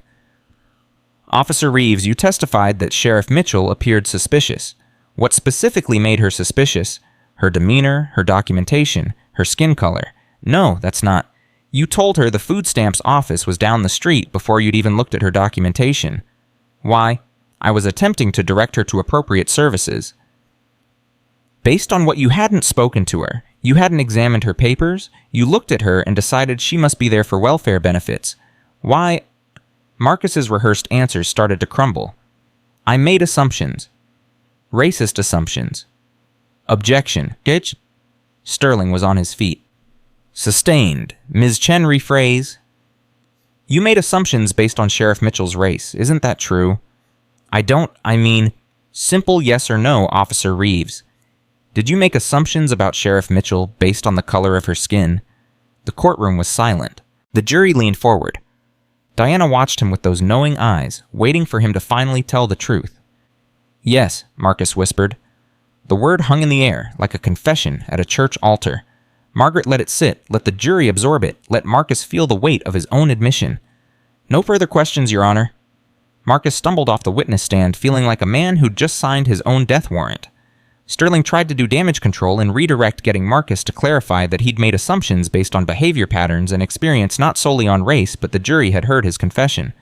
The truth was outspoken in his own trembling voice, and no amount of legal maneuvering could put it back in the bottle. Judge Martinez called a recess until the following morning for closing arguments. In the hallway, Sterling was already preparing Marcus for the worst. That admission just cost us the case, Sterling said, his voice tight with frustration. I told you to stick to the script. Never ever admit to racial bias. Now Chen's gonna hang you with your own words. I couldn't lie anymore, Marcus said, and he was surprised to find he meant it. She asked me a direct question, and I couldn't keep lying. Then you just threw away any chance of winning. The jury will deliberate maybe 2 hours before they come back with a verdict against you. How much are we talking? Sterling's face was grim. With her medical bills, pain and suffering and punitive damages could be $750,000, maybe more. Your house, your savings, your pension, it's all on the table now. Marcus felt nauseous. Sarah had already filed for separation. His kids wouldn't speak to him. And now he was going to lose everything else too. 22 years of work, of building a life, and it was all crumbling because he'd hit a woman whose only crime was being black in a place he'd decided she didn't belong. That night, Marcus didn't sleep. He lay in bed, staring at the ceiling, replaying every moment of the trial, every piece of evidence that had destroyed him. But more than that, he replayed moments from his career. The Hispanic teenager he'd searched for no reason. The black businessman he'd detained until he missed his flight. The Asian attorney he'd questioned about her real credentials. Faces swam in his memory, dozens of them, hundreds maybe. People he'd humiliated, people he'd hurt, people whose only crime was looking different from him. For the first time in his adult life, Marcus Reeves felt something unfamiliar, shame. Real, bone-deep shame that made him want to crawl out of his own skin. Friday morning arrived too quickly. The courtroom was packed, standing room only, with news cameras set up in the back and protesters gathered outside, holding signs that read, "Badge doesn't equal immunity," and "Justice for Diana." Margaret Chen approached the jury box for her closing argument, and Marcus could see in her eyes that she was going for the kill. Ladies and gentlemen, over the past 3 days, you've heard testimony from multiple witnesses. You've seen video evidence from 4 different angles. You've heard from medical experts about the severity of Sheriff Mitchell's injuries. And most importantly, you heard Officer Reeves himself admit under oath that he made assumptions about Sheriff Mitchell based on the color of her skin. Margaret paused, letting that admission echo through the courtroom again. This case is simple.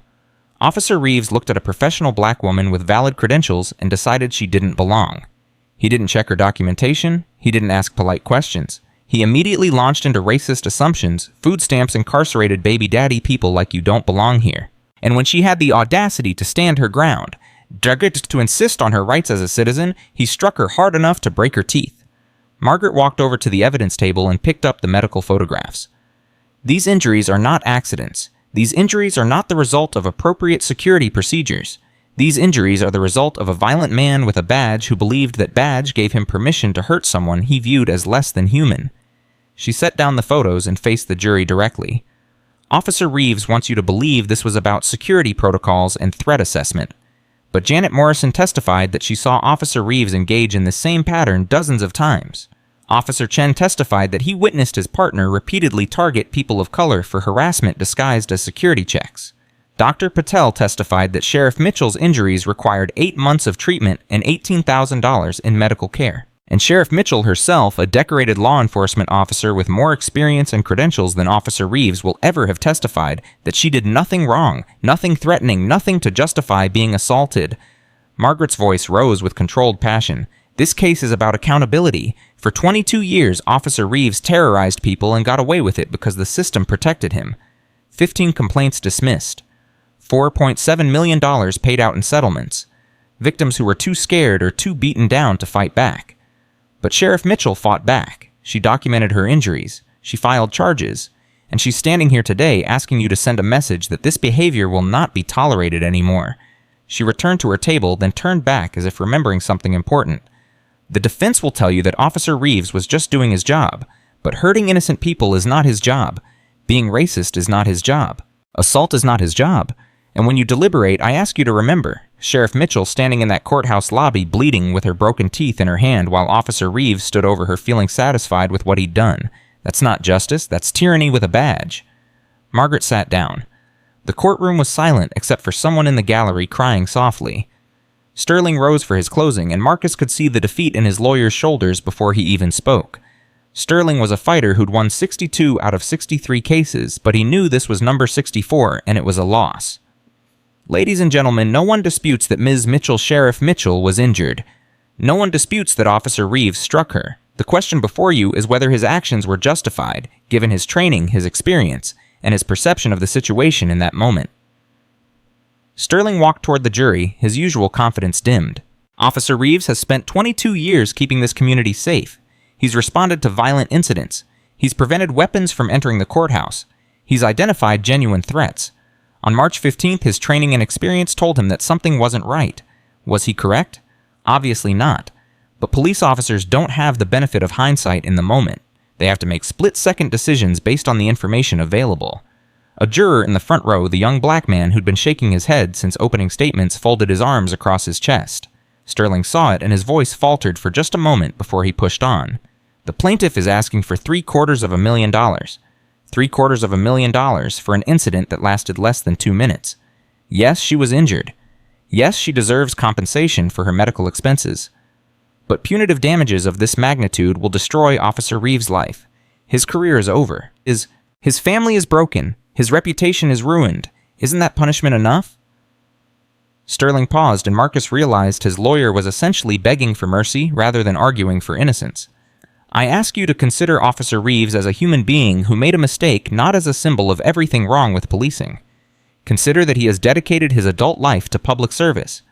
Consider that in 22 years, no one has ever accused him of taking a bribe, stealing evidence, or betraying his oath to protect and serve. He made poor assumptions on March 15th. He used excessive force. But does one mistake, one terrible moment, justify destroying everything he's built? Margaret stood immediately for rebuttal. Counsel would have you believe this was one mistake, one terrible moment, but you heard testimony about 15 prior complaints. You heard Janet Morrison describe years of discriminatory behavior. You heard Officer Chen testify about a pattern that he witnessed repeatedly during their 5-year partnership. This wasn't one mistake. This was one time when Officer Reeves hurt someone with the power and courage to fight back. She moved closer to the jury, her voice dropping to something almost intimate. The defense wants your sympathy for Officer Reeves. He's lost his family, his career is over, his reputation is ruined, but consider this: Sheriff Mitchell lost her teeth. She lost 8 months to medical procedures and chronic pain, and before she revealed who she really was, she almost lost something even more important: her faith that the justice system works for everyone, not just for people with badges. Margaret pointed at Marcus without looking at him. Officer Reeves destroyed his own life the moment he decided that his prejudices were more important than his duty. He destroyed his own career the moment he hit a woman whose only crime was being black. He destroyed his own reputation by being exactly what everyone fears when they hear about police brutality: a bigot with a badge who believes he's above the law. She returned to her table, then delivered her final blow. Sheriff Mitchell is asking for justice, not revenge. Every dollar of the settlement she's requesting will go directly to funding police bias training and civilian oversight programs. She doesn't want to destroy Officer Reeves' life. She wants to prevent him from destroying anyone else's. I ask you to give her that opportunity. Judge Martinez gave the jury their instructions, explaining the legal standards for assault civil rights violations and compensatory versus punitive damages. At 11:15, the jury filed out to begin deliberations. Marcus sat in the hallway with Sterling waiting. Other officers had come for moral support, fewer than Marcus expected, and none of them made eye contact for long. The message was clear: the department was distancing itself from him. He was a liability, now a cautionary tale, not a brother in blue worth defending. Diana sat on the opposite side of the hallway with Margaret Chen and Commissioner Warren. She looked calm, composed, occasionally checking her phone, but mostly just waiting with the patience of someone who'd already won and knew it. At one point, Marcus got up to use the restroom. On his way back, he found himself face to face with Diana in the narrow hallway. She could have walked past him, should have, probably, but she stopped and looked at him directly, and Marcus found himself unable to look away. "I'm sorry," he said, the words coming out before he could stop them. "For what I did, for what I said, for all of it, I'm sorry." Diana studied him for a long moment. "Are you sorry because you got caught? Or are you sorry because you finally understand that what you did was wrong?" Marcus opened his mouth to give her the easy answer, but something in her eyes demanded honesty. "Both, I think. I got caught and it forced me to look at myself, at what I've been doing for 22 years, and I don't like what I see." "That's a start," Diana said quietly, "but it's not enough. Sorry doesn't fix the teeth you broke, it doesn't undo the trauma you caused, and it doesn't help all the people you hurt over 2 decades who didn't have the resources or courage to fight back. I know, I wanted you to know that I see it now. I see what I did, what I've been doing, and you were right about everything." Diana nodded once, something that wasn't quite forgiveness, but might have been acknowledgement. "Officer Reeves, I'm going to be sheriff of this county for a long time. I'm going to rebuild this department from the ground up. And every change I make, every policy I implement, every officer I train, part of that will be because of what you did to me. So in a twisted way, you're going to help me make sure this never happens to anyone else." She walked past him back to her seat. Marcus stood alone in the hallway, feeling simultaneously lighter and heavier than he'd ever felt before. The jury deliberated for 3 hours and 47 minutes. When the bailiff announced they'd reached a verdict, the courtroom filled again in minutes. Marcus took his seat at the defense table, Sterling on one side, and an empty chair where his family should have been on the other. Judge Martinez addressed the jury foreman, an older white man who'd been a high school principal before retirement. "Has the jury reached a verdict?" "We have, Your Honor." "Please read it for the record." The foreman stood holding the verdict form with steady hands. "Ending, in the case of Mitchell versus Reeves on the charge of assault and patron battery, we find the defendant liable. On the charge of civil rights violations under federal statute, we find the defendant liable. On the question of damages, we award the plaintiff compensatory damages in the amount of $250,000 for medical expenses, pain and suffering, and emotional distress." Marcus felt a brief flash of relief. $250 was less than Sterling had feared, but the foreman wasn't finished. "We further award punitive damages in the amount of $750,000 for a total award of $1 million. The courtroom erupted. Marcus felt the floor drop out from under him. $1 million. Everything he owned, his house, his savings, his pension, wouldn't cover half of that. He was financially ruined. Sterling was already whispering about appeals, about reducing the punitive damages, about payment plans and bankruptcy options. But Marcus wasn't listening. He was watching Diana, who stood and shook hands with Margaret Chen, her face showing not triumph, but something more like vindication. She'd won, but she'd never been in this for the money. She'd been in it for accountability. Judge Martinez banged her gavel to restore order. Furthermore, the court recommends that the United States Attorney's Office pursue criminal charges against the defendant for assault under color of authority. Defendant is remanded to federal custody pending criminal proceedings. "Your Honor," Sterling protested, "my client poses no flight risk. There's no need for put. Your client is a police officer who assaulted a citizen and has demonstrated a 22-year pattern of discriminatory behavior. He will remain in custody until the criminal trial. Bailiff, please take the defendant into custody." 2 federal marshals approached Marcus. He looked at Sterling with panic, but his lawyer just shook his head helplessly. They handcuffed Marcus, not the quick plastic flex cuffs he'd used on hundreds of suspects, but real metal handcuffs that bit into his wrists and announced to everyone watching that he was no longer law enforcement. He was a criminal. As they led him past Diana's table, she stood. For a moment, Marcus thought she was going to say something final, deliver some devastating last word. Instead, she did something worse. She looked at him with pity. The marshals took him out through a side door to avoid the media frenzy, but Marcus could hear the crowd outside erupting with cheers. He was led down to the courthouse basement, processed through intake, stripped of his belt and shoes and wallet. Everything that identified him as a person was cataloged and filed away. He was given an orange jumpsuit, the same color as the ones worn by every person he'd ever arrested, and taken to a holding cell to await transfer to the federal detention center. Marcus sat on the concrete bench in the cell, his head in his hands, trying to comprehend how completely his life had collapsed in less than a month. 4 weeks ago, he'd been Officer Marcus Reeves, 22-year veteran, respected by his peers, feared by criminals. Now he was inmate number 847563, facing federal assault charges, financial ruin, and a future he couldn't begin to imagine. The cell door opened and a guard appeared. "Reeves, you got a visitor? Your lawyer?" Sterling came in carrying his briefcase and looking like he'd aged a decade in the past hour. He sat down across from Marcus in the small interview room and laid out the situation with brutal honesty. The criminal trial is going to be worse than the civil case. The U.S. attorney smells blood. They're charging you with assault under color of authority, deprivation of rights under color of law, and making false statements to federal investigators. If convicted on all counts, you're looking at 12 to 15 years in federal prison. Marcus felt bile rising in his throat. 15 years. The false statements charge is because you lied in your initial incident report. You claimed Mitchell was aggressive and threatening. The video proves otherwise. That's lying to federal investigators about a civil rights violation, which is a felony. Can't we plead out, "I'm trying"? The U.S. attorney might accept a plea for 8 years if you agree to testify against Captain Brennan and the other supervisors who covered up your prior complaints. They want the whole chain of accountability. "You want me to rat out my captain?" Sterling leaned forward, his voice hard. "Marcus, your captain threw you under the bus the moment this went public. He's telling reporters he had no idea about your pattern of behavior, that you acted alone, that the department had no knowledge of any problems. He's saving his own ass by feeding you to the wolves. Why would you protect him?" Marcus slumped in his chair. Even his fellow officers were abandoning him. He was alone in this, completely and utterly alone. "I need time to think. You have 72 hours before the preliminary hearing. Use them wisely. And Marcus, I strongly recommend you take the plea. A trial will destroy you.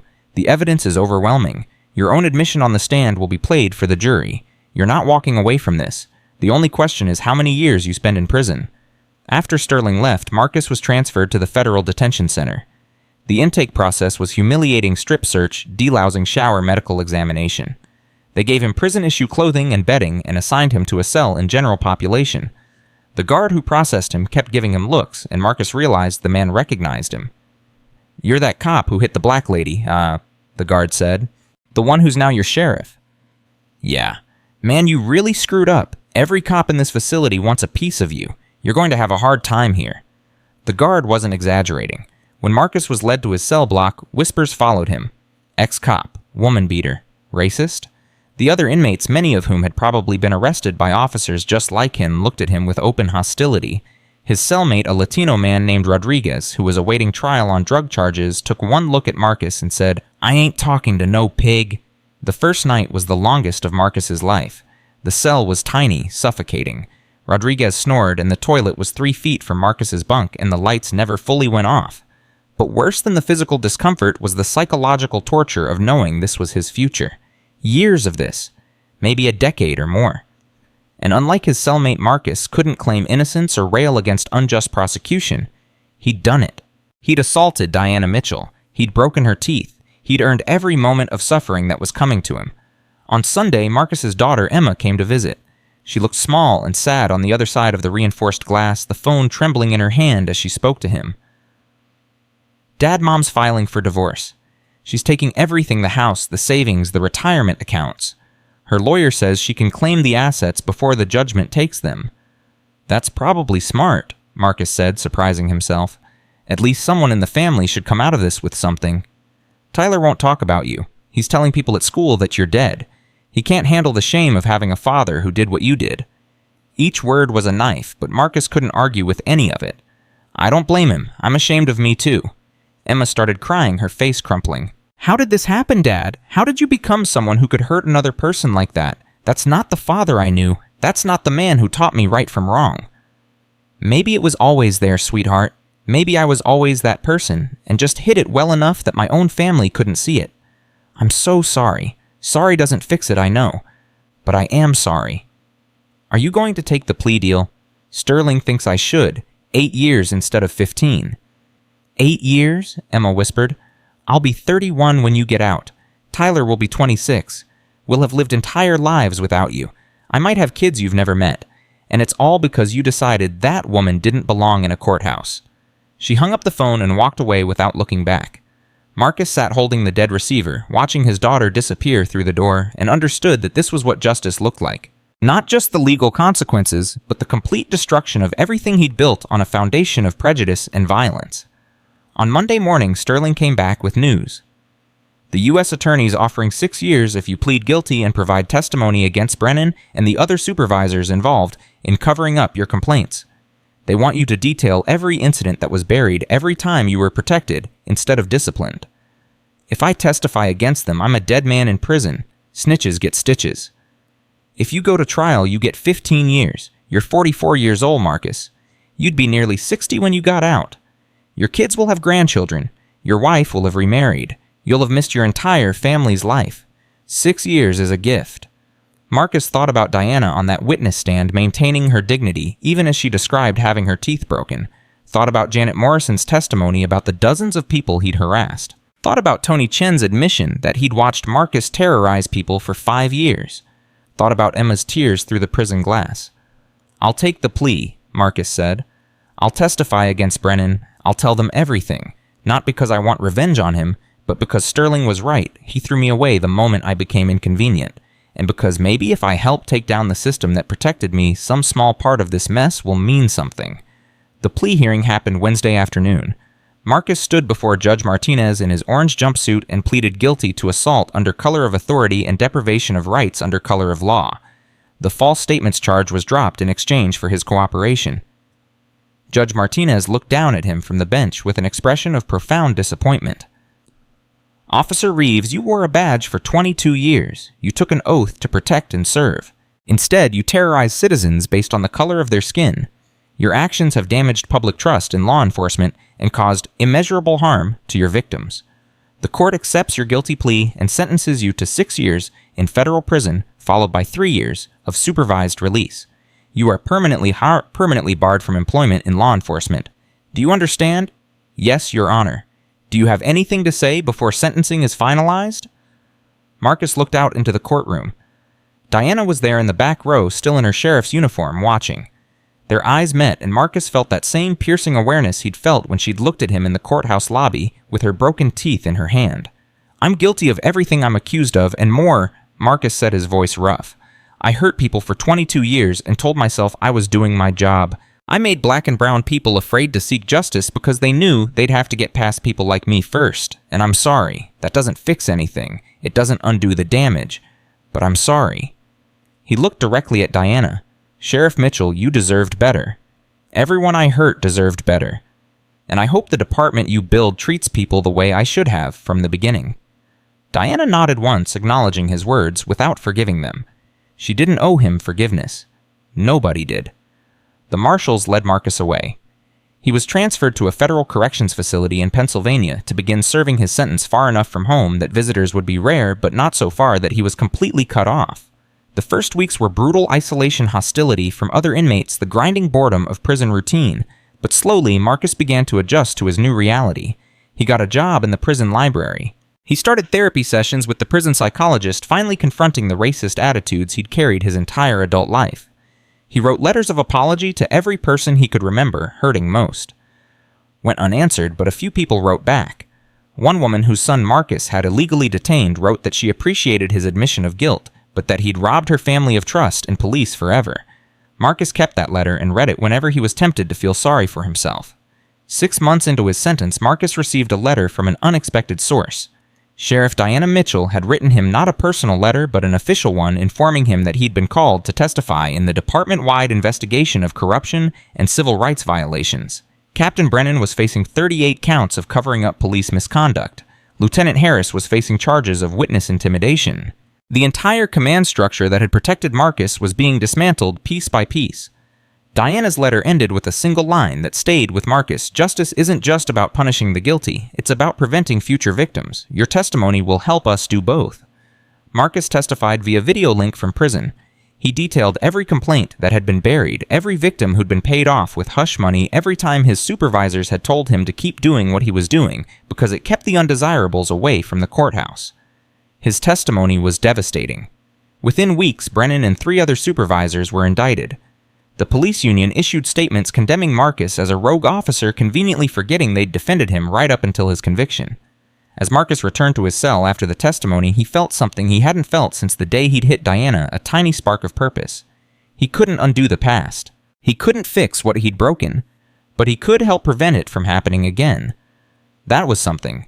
Not redemption exactly, but a start. The trials of Brennan and the other supervisors took 8 months to work through the system, and Marcus testified in each one. Every time he appeared on video from prison, wearing his orange jumpsuit instead of the uniform he'd once been so proud of, he felt the weight of what he'd been part of. Not just his own actions, but an entire culture of corruption that had poisoned the department for decades. Brennan got 12 years. Lieutenant Harris got 9. The union president who'd helped orchestrate the cover-ups got 7. By the time the verdicts were all in the department Marcus had known, and was essentially gone dismantled by Diana Mitchell's methodical investigation and rebuilt from the ground up with new policies, new training, and most importantly, new accountability. Diana visited the prison exactly once 18 months after Marcus began serving his sentence. She came unannounced, appearing in the visitors area in civilian clothes, and when Marcus was brought in, he almost didn't recognize her without the uniform or the courtroom attire. "Sheriff Mitchell, Hemp," he said, sitting down across from her. The glass partition between them felt appropriate somehow, a necessary barrier. "I came to tell you something," Diana said without preamble. The money from the civil judgment, all $1 million, went into a fund for police reform and victim assistance. We've used it to create a civilian oversight board with real investigative power. We've implemented mandatory bias training that actually works because we fire officers who fail it. And we've established a victims assistance program for people who've been harmed by police misconduct. Marcus nodded, unsure what she wanted him to say. 17 people have come forward through that program, Diana continued. 17 people you heard over the years who never reported it because they didn't think anyone would believe them or care. We've apologized to each of them on behalf of the department. We've offered them counseling services, and we've promised them that the officer who hurt them is never coming back. The words hit Marcus like physical blows. 17 people, and those were just the ones brave enough to come forward. How many others had he damaged and never even knew? "I wanted you to understand the scope of what you did," Diana said, "because I think you're starting to grasp that you hurt me, but you still don't fully comprehend how many lives you affected." 17 people, Marcus. 17 lives you damaged because you couldn't see past the color of someone's skin. "I know I can't fix it," Marcus said, his voice hoarse. "I know sorry doesn't mean anything at this point, but I am trying to understand. In here, I've been going to every therapy session, reading everything I can about implicit bias and systemic racism. I'm trying to figure out how I became the person who could do what I did." "And what have you figured out?" Marcus was quiet for a long moment. "That I was taught it. Not explicitly maybe, but through 1,000 small messages growing up. And then the academy reinforced it, and then the senior officers modeled it, and then the system rewarded it by promoting me and protecting me when people complained. I'm not saying that excuses anything it doesn't, but I was part of a machine designed to do exactly what I did." "You had a choice," Diana said sharply. "Every single time you targeted someone because of their race, you had a choice. Every time you used excessive force, you had a choice. Every time you lied to protect yourself, you had a choice. The system made it easier for you to make the wrong choices, but they were still your choices." "I know, you're right." Diana studied him through the glass, her expression unreadable. "I didn't come here for your apology or your self-reflection. I came here to tell you that your testimony helped us clean house. Brennan and the others are in prison where they belong. We've identified 38 other officers with patterns similar to yours, and 22 of them have been terminated. The other 16 are on final warning with mandatory retraining. The department you left behind doesn't exist anymore." "Good," Marcus said, and meant it. "It shouldn't exist. It was rotten all the way through. There's one more thing." Diana pulled an envelope from her purse and slid it through the small opening beneath the glass partition. "This is from one of the 17 victims. Her name is Maria Gonzalez. You detained her for 40 minutes when she was trying to get to her father's deportation hearing. Because of you, she missed it. Her father was deported and she hasn't seen him in 3 years. Marcus opened the envelope with shaking hands. Inside was a single-page letter handwritten in careful script. Officer Reeves, my father died last month in Mexico. I never got to see him again after his deportation because you decided I looked suspicious. You stole 3 years from us. 3 years I can never get back. I want you to know that your apology, if you offered one, would mean nothing to me. But I also want you to know that I forgive you anyway, not because you deserve it, but because I refuse to carry hatred for you in my heart for the rest of my life. I hope prison teaches you what your badge never did, that every person deserves dignity regardless of how they look. Maria Gonzalez. Marcus read the letter 3 times, tears streaming down his face. Diana watched him without sympathy or satisfaction, just a calm observation of a man finally confronting the full weight of his actions. She forgave you, Diana said, even though her father died without her, even though you robbed her of something she can never get back. She found it in herself to forgive you. Can you understand how much strength that takes? More than I have, Marcus whispered. Then find it, because you've got 4.5 more years in here, and when you get out, you're going to face a world that knows exactly who you are and what you did. If you want any chance at a life after this, you need to become someone worthy of the forgiveness people like Maria are offering you. Diana stood to leave. Marcus found himself speaking before he could stop himself. Sheriff Mitchell, Diana, thank you for coming here, for telling me about the 17 people, for showing me Maria's letter. You didn't have to do any of that. No, I didn't. But I'm not doing this for you. I'm doing it because part of my job as sheriff is preventing recidivism. And if you get out of here in 4.5 years still carrying the same prejudices you carried in, then we've all failed. Society failed. The prison system failed. And I failed in my responsibility to ensure justice means rehabilitation, not just punishment. She walked away, and Marcus was left holding Maria Gonzalez's letter, the words blurring as tears continued to fall. That night in his cell, he read the letter again and again until he had it memorized. Her father had died. He'd stolen 3 years from a daughter and her father, and no amount of prison time would ever balance that equation. Marcus began writing letters to each of the 17 victims whose names Diana had mentioned. Not asking for forgiveness, he had no right to that. Just acknowledging what he'd done and promising that he would spend the rest of his life trying to be better. Most letters went unanswered. 3 came back marked return to sender, but 5 people wrote back, and their responses ranged from rage to resignation to, in 2 cases, cautious acceptance that Marcus was trying to change. The prison psychologist, Dr. Sarah Chen, worked with Marcus twice a week. She pushed him to confront not just his actions, but the fundamental beliefs that had driven them. You keep saying you were taught to be racist, Dr. Chen said during one session. But teaching isn't hypnosis. At some point, you chose to accept and internalize those lessons. Why? Marcus struggled with the question. Because it was easier, because it gave me a sense of belonging with other officers who thought the same way, because it let me feel superior to people who I was actually afraid of.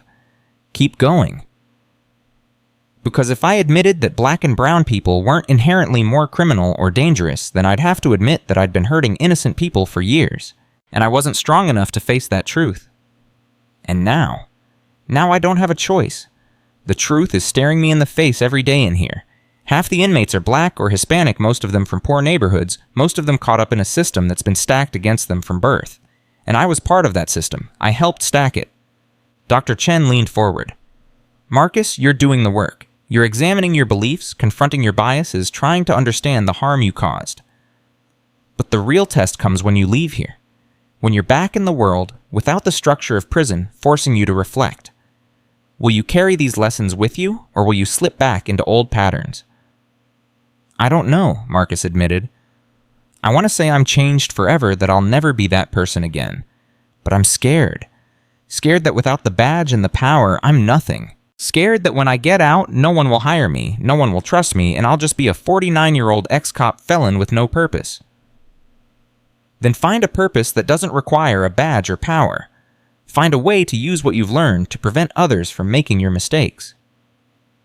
Those words stayed with Marcus through the next 3 years of his sentence. He started facilitating a discussion group for other inmates working through issues of violence and prejudice. He got his GED teaching certificate and began tutoring younger inmates who'd never finished high school. He wrote articles for a criminal justice reform newsletter about his experiences and how the culture of policing had enabled his worst impulses. Emma visited twice a year awkward conversations through glass where they struggled to rebuild something that had been so thoroughly broken. Tyler never visited, but on Marcus's 47th birthday, he received a card with a brief note. Dad, I don't know if I can forgive you yet, but I'm trying to understand. That's the best I can do right now. Tyler. Marcus kept the card in his cell, a reminder that redemption was possible even if forgiveness wasn't guaranteed. Sarah filed for divorce 2 years into his sentence, and Marcus signed the papers without contest. She deserved to move on to build a life not defined by his crimes. He heard through Emma that Sarah had started dating someone, a high school teacher, who'd never worn a badge and never would. Good, Marcus thought. She deserves better than what I gave her. The outside world changed while Marcus was inside. The movement for police accountability that had been building when he was convicted became a national reckoning.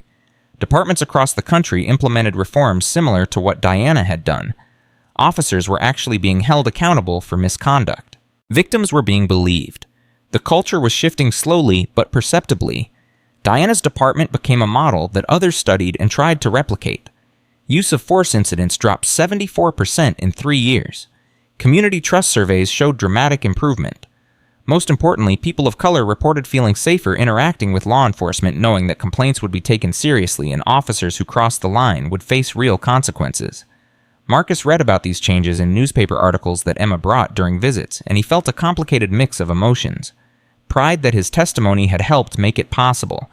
Shame that it had taken his violence to catalyze the change. Grief for all the years he'd wasted being part of the problem instead of the solution.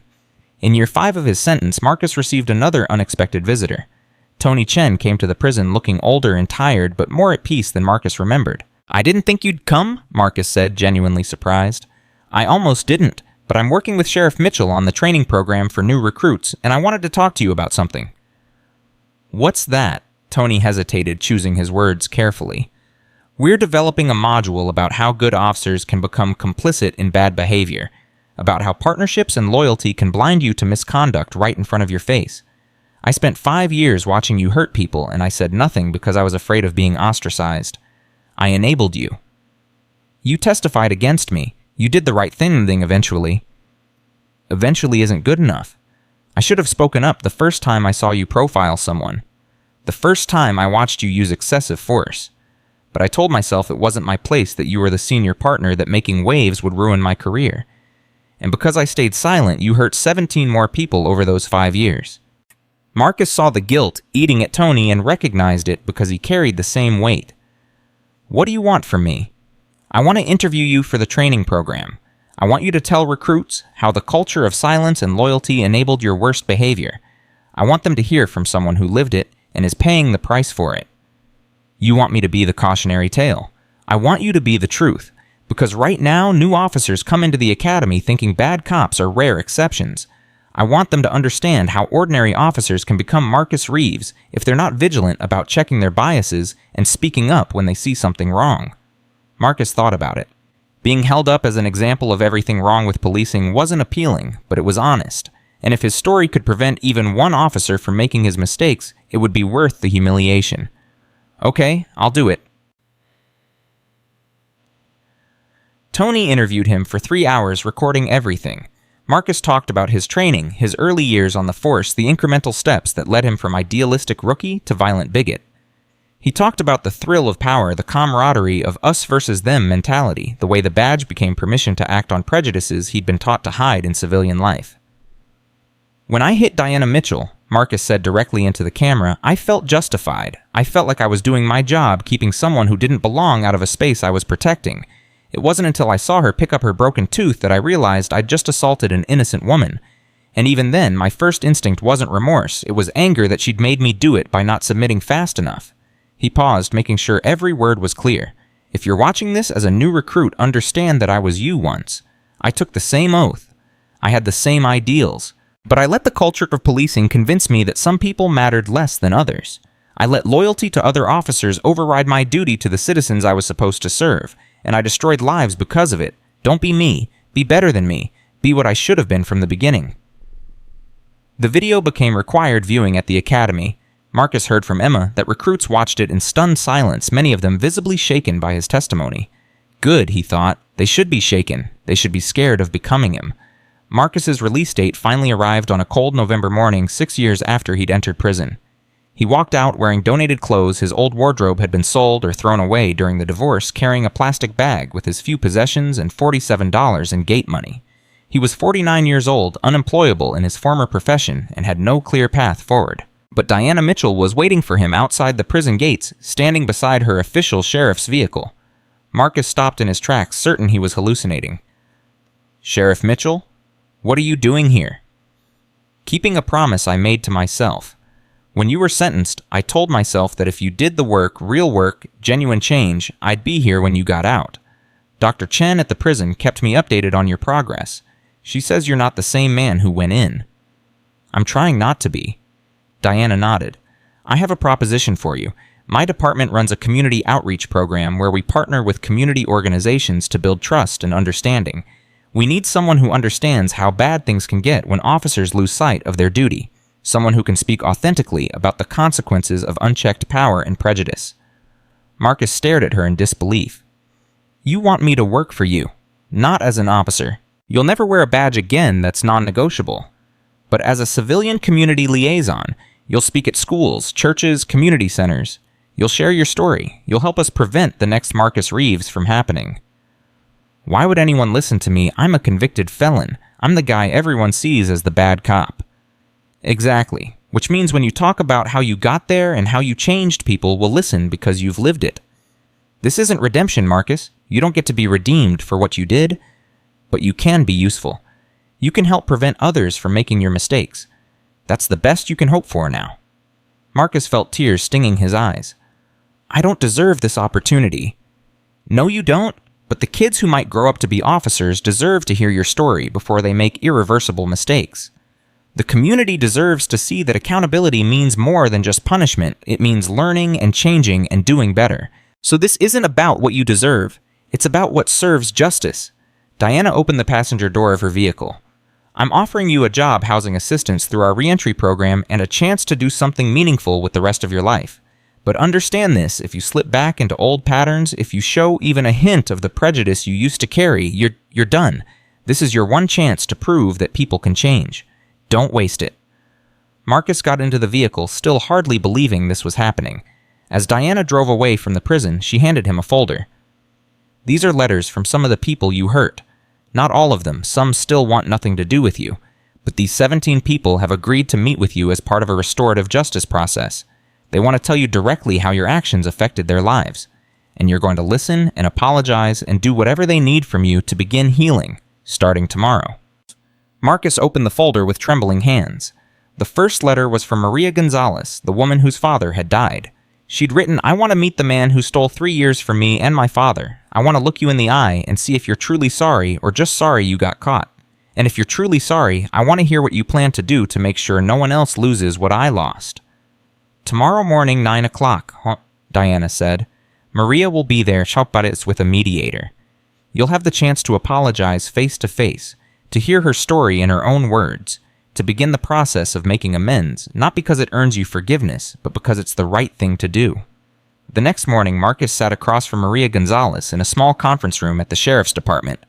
She was younger than he'd expected, maybe 32, with her father's eyes visible in old photographs she'd brought to show him who he'd helped deport. "This is my father," Maria said, her voice steady but thick with emotion. "His name was Roberto Gonzalez. He came to this country when he was 19. He worked construction for 30 years, paid taxes, raised a family, never broke a law except existing here without the right paperwork. And you detained me and made me miss his hearing because you decided I looked suspicious." Marcus listened as Maria described watching her father board a plane to Mexico, described 3 years of trying to visit him, but not having enough money.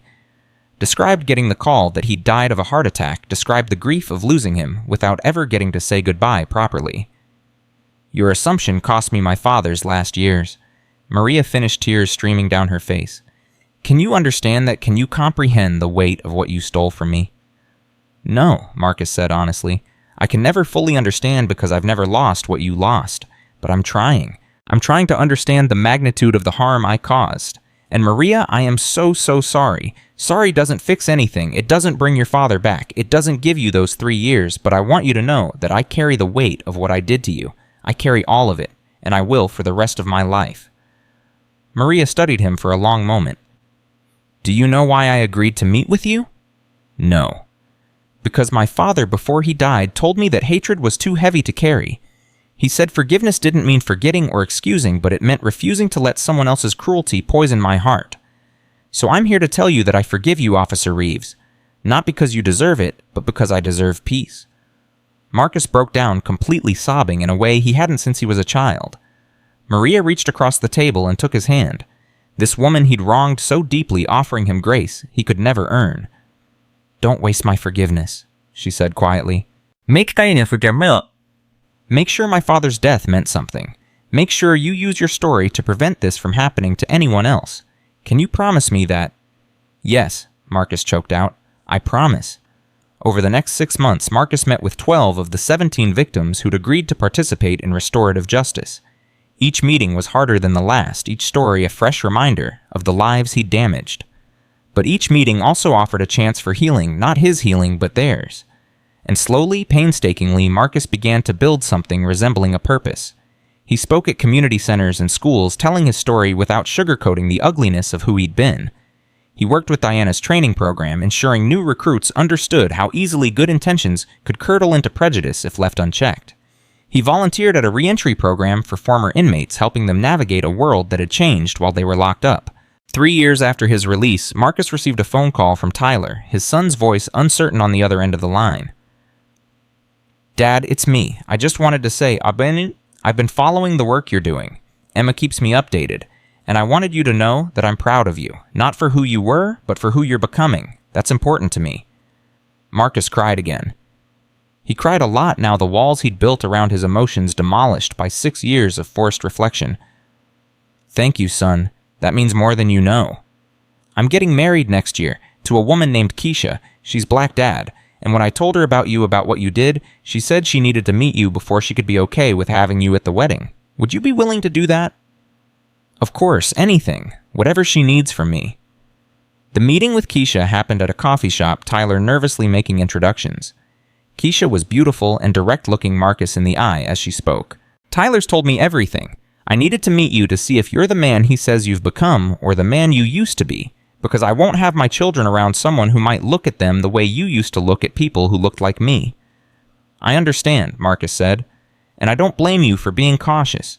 If I were in your position, I wouldn't trust me either. All I can tell you is that I'm not that man anymore. I can't undo what I did, but I'm spending every day trying to prevent others from becoming what I was. Keisha studied him for a long time. Tyler says you meet with victims regularly, that you volunteer teaching classes on implicit bias, that you've dedicated your post-prison life to making amends. I'm trying to. It's the least I can do. The least you can do is not enough, but it's a start. Keisha reached into her purse and pulled out a photo. This is my grandfather. He was beaten by police during a traffic stop in 1987. They said he was resisting arrest, but really he was just driving while black in the wrong neighborhood. He never fully recovered. Died when I was 12 from complications related to his injuries. Marcus felt the familiar weight of generational harm, the way his individual actions connected to decades of systemic violence. I'm sorry for your loss, and I'm sorry that I was part of the system that hurt him and so many others. I'm not telling you this to make you feel guilty. I'm telling you this so you understand that the work you're doing isn't just about you or even about the specific people you hurt. It's about breaking a cycle that's been going on for generations. If you're serious about this work, you need to understand that you're trying to dismantle something much bigger than your individual prejudices. I'm learning that. Every day I'm learning how deep this goes. Keisha nodded slowly. Okay, you can come to the wedding. But Tyler's right, if we have children, you don't get to be in their lives unless you've proven you've changed. One backslide, one hint of the old Marcus Reeves, and you're gone. Are we clear? Crystal clear. And Keisha, thank you for giving me a chance I don't deserve. The wedding happened on a warm June afternoon. Marcus stood in the back watching his son marry a woman who'd been brave enough to give an ex-convict racist a conditional second chance. Emma stood beside him, her own life fuller now. She'd graduated law school and was working for a civil rights organization, fighting the kind of injustice her father had once perpetrated. After the ceremony, Diana Mitchell approached now in her 5th year as sheriff. Her department had become a national model, and she'd testified before Congress about police reform. Her teeth, long since permanently fixed, flashed in a genuine smile. You did good work today, she said, watching Tyler and Keisha dance. Being present without centering yourself. Supporting them without asking for recognition. That's growth. I'm still working on it every day, still catching myself making assumptions, still fighting ingrained biases. Dr. Chen says that's normal, that unlearning 40-plus years of socialization doesn't happen overnight. It's a lifetime commitment. But Marcus, I want you to know something. When I decided to show up at the prison on your release day, a lot of people thought I was crazy. They said you didn't deserve another chance, that putting you back in the community was a risk. But I believed that if the criminal justice system is going to work, it has to include the possibility of genuine change. You've proven that change is possible. I had help, your help specifically. If you hadn't offered me that job, I don't know where I'd be right now. You'd have found a way, Diana said, because the work you did in prison was real. The change happened before I showed up. I just gave you a platform to demonstrate it. She pulled an envelope from her purse. This is from the county commission. They want you to speak at the annual law enforcement conference about your journey from officer to inmate to community advocate. It's a paid speaking engagement. They're offering $5,000. Marcus stared at the envelope in shock. That's more money than I've earned in the last 3 years combined. You're providing valuable expertise. Your story, as painful as it is, helps prevent future tragedies. That has monetary value. Take the speaking engagement. Pay off your debts. Build a stable life. You've earned the right to not struggle every day, even if you haven't earned forgiveness from everyone you hurt. Marcus took the envelope with shaking hands. Sheriff Mitchell, Diana, I still don't understand why you've helped me so much. After what I did to you, you'd have every right to want me to suffer forever. Diana's expression grew serious. Marcus, I help you because justice isn't just about punishment. It's about transformation and prevention. I help you because every time you speak to a room full of recruits or community members, you're preventing future Diana Mitchells from having their teeth broken. You're preventing future Maria Gonzalez's from losing their fathers. That's not about you. That's about protecting people who haven't been victimized yet. She paused, then added, and honestly, watching you do this work, seeing you genuinely change it helps me too.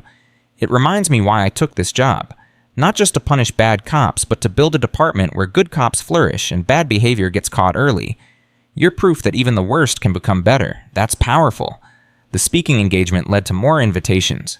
Marcus became a sought-after voice in criminal justice reform circles, always uncomfortable with the attention, but committed to using his platform for good. He spoke at police academies about how institutional culture enables individual prejudice. He testified before city councils considering oversight reforms. He worked with community organizations building trust between citizens and thus law enforcement. 5 years after his release, Marcus received a letter that changed everything. It was from the daughter of Dr. James Chen, the federal prosecutor Marcus had humiliated at the courthouse security checkpoint back in 2019. Dr. Chen had died the previous year, but his daughter wrote to tell Marcus that her father had followed his journey of rehabilitation and had been moved by it. My father told me before he died that forgiveness is the final act of justice, the letter read. He said that Officer Marcus Reeves showed him that people can change if they're willing to do the hard work. My father asked me to tell you if I ever got the chance that he forgave you, not because what you did was okay, but because what you're doing now matters. He wanted you to know that you helped change his perspective on restorative justice, and he spent his final years advocating for programs like the one Sheriff Mitchell created. In a way, your transformation inspired his transformation. I thought you should know that. Marcus read the letter through tears, understanding that Dr. Chen's forgiveness was a gift he'd never asked for, but desperately needed. He framed the letter and hung it in his small apartment, a reminder that the ripples of change extend in directions we can never predict. On the 10th anniversary of the day he'd assaulted Diana Mitchell, Marcus stood at the courthouse where it had happened. The department had installed a memorial plaque honoring victims of police misconduct with a commitment to accountability etched in bronze. Diana stood beside him as they unveiled it together, a former victim and her former assailant united in the work of preventing future harm. 10 years ago today, you broke my teeth in this building, Diana said to the gathered crowd of community members, officers, and press. It was the worst day of my life at the time, but it became a catalyst for change that has transformed this department and rippled out to influence reforms across the country. I would never say I'm grateful it happened. The trauma was real, the pain was real. But I am grateful for what we've built in response to it. She turned to Marcus. And I'm grateful that the man who hurt me was willing to face what he'd done and become someone different. Officer Reeves, Marcus, do you have anything you want to say? Marcus stepped forward, his voice strong, despite the emotion churning inside him. 10 years ago, I was a racist with a badge who believed my prejudices were justified by my position. I hurt Diana Mitchell and at least 17 other people whose names I know and probably dozens more whose stories I'll never hear. I can't undo that harm. I can't give Diana back her teeth, or Maria back her father's last years, or Dr. Chen back the dignity I stole from him. But I can promise you all that I will spend the rest of my life working to ensure no one else suffers what they suffered. He looked at the gathered crowd, seeing faces of every color, young and old officers and civilians. If you're a young person considering law enforcement as a career, learn from my mistakes. Understand that the badge is a responsibility, not a right. That power without accountability becomes tyranny. That every person you encounter deserves dignity regardless of how they look or where they come from. Be better than I was. Be what I should have been from the beginning. The ceremony ended with a moment of silence for all victims of police violence. Marcus standing with his head bowed, feeling the weight of every life he'd damaged and every life the memorial sought to honor and protect. Later that evening, Emma hosted a small dinner at her home. Tyler and Keisha came with their infant daughter, Marcus's first grandchild, a beautiful black baby girl named Diana after the sheriff who'd helped rebuild their family. Even Sarah came with her new husband, the relationship between her and Marcus, now cordial if not warm. Marcus held baby Diana in his arms, this tiny person who represented hope and possibility and felt the full weight of his journey. This child would grow up in a world shaped partly by her grandmother's courage and partly by her grandfather's willingness to change. She would know both stories, the story of violence and the story of transformation, and Marcus hoped she would learn from both. "She's perfect," Marcus whispered, tears streaming down his face again. "She is out," Tyler set his arm around Keisha. "And Dad, we want you to be part of her life, not because you've earned it, but because she deserves to know that people can change. That mistakes, even terrible ones, don't have to define the rest of your life if you're willing to do the work." Marcus looked around the table at his fractured but healing family, at the life he'd built from the ruins of the one he'd destroyed, at the possibility of redemption that existed not in forgetting the past, but in dedicating the future to making amends. Sheriff Diana Mitchell raised her glass in a toast. To the long, hard work of justice, to accountability and transformation, to the belief that we can build something better from even the worst brokenness, and to every person who's had the courage to change and the strength to demand change from others. They drank together, victim and perpetrator united in the understanding that justice isn't a moment, but a process, not a verdict, but a commitment, not an ending, but a beginning that must be chosen again and again every single day for the rest of their lives. Marcus Reeves had been a monster who broke a woman's teeth because he couldn't see past her skin color, but he'd become something else through years of painful growth, a living testament that even the worst among us can choose to become better. And that choice repeated daily with humility and determination was the truest form of justice possible in an imperfect world.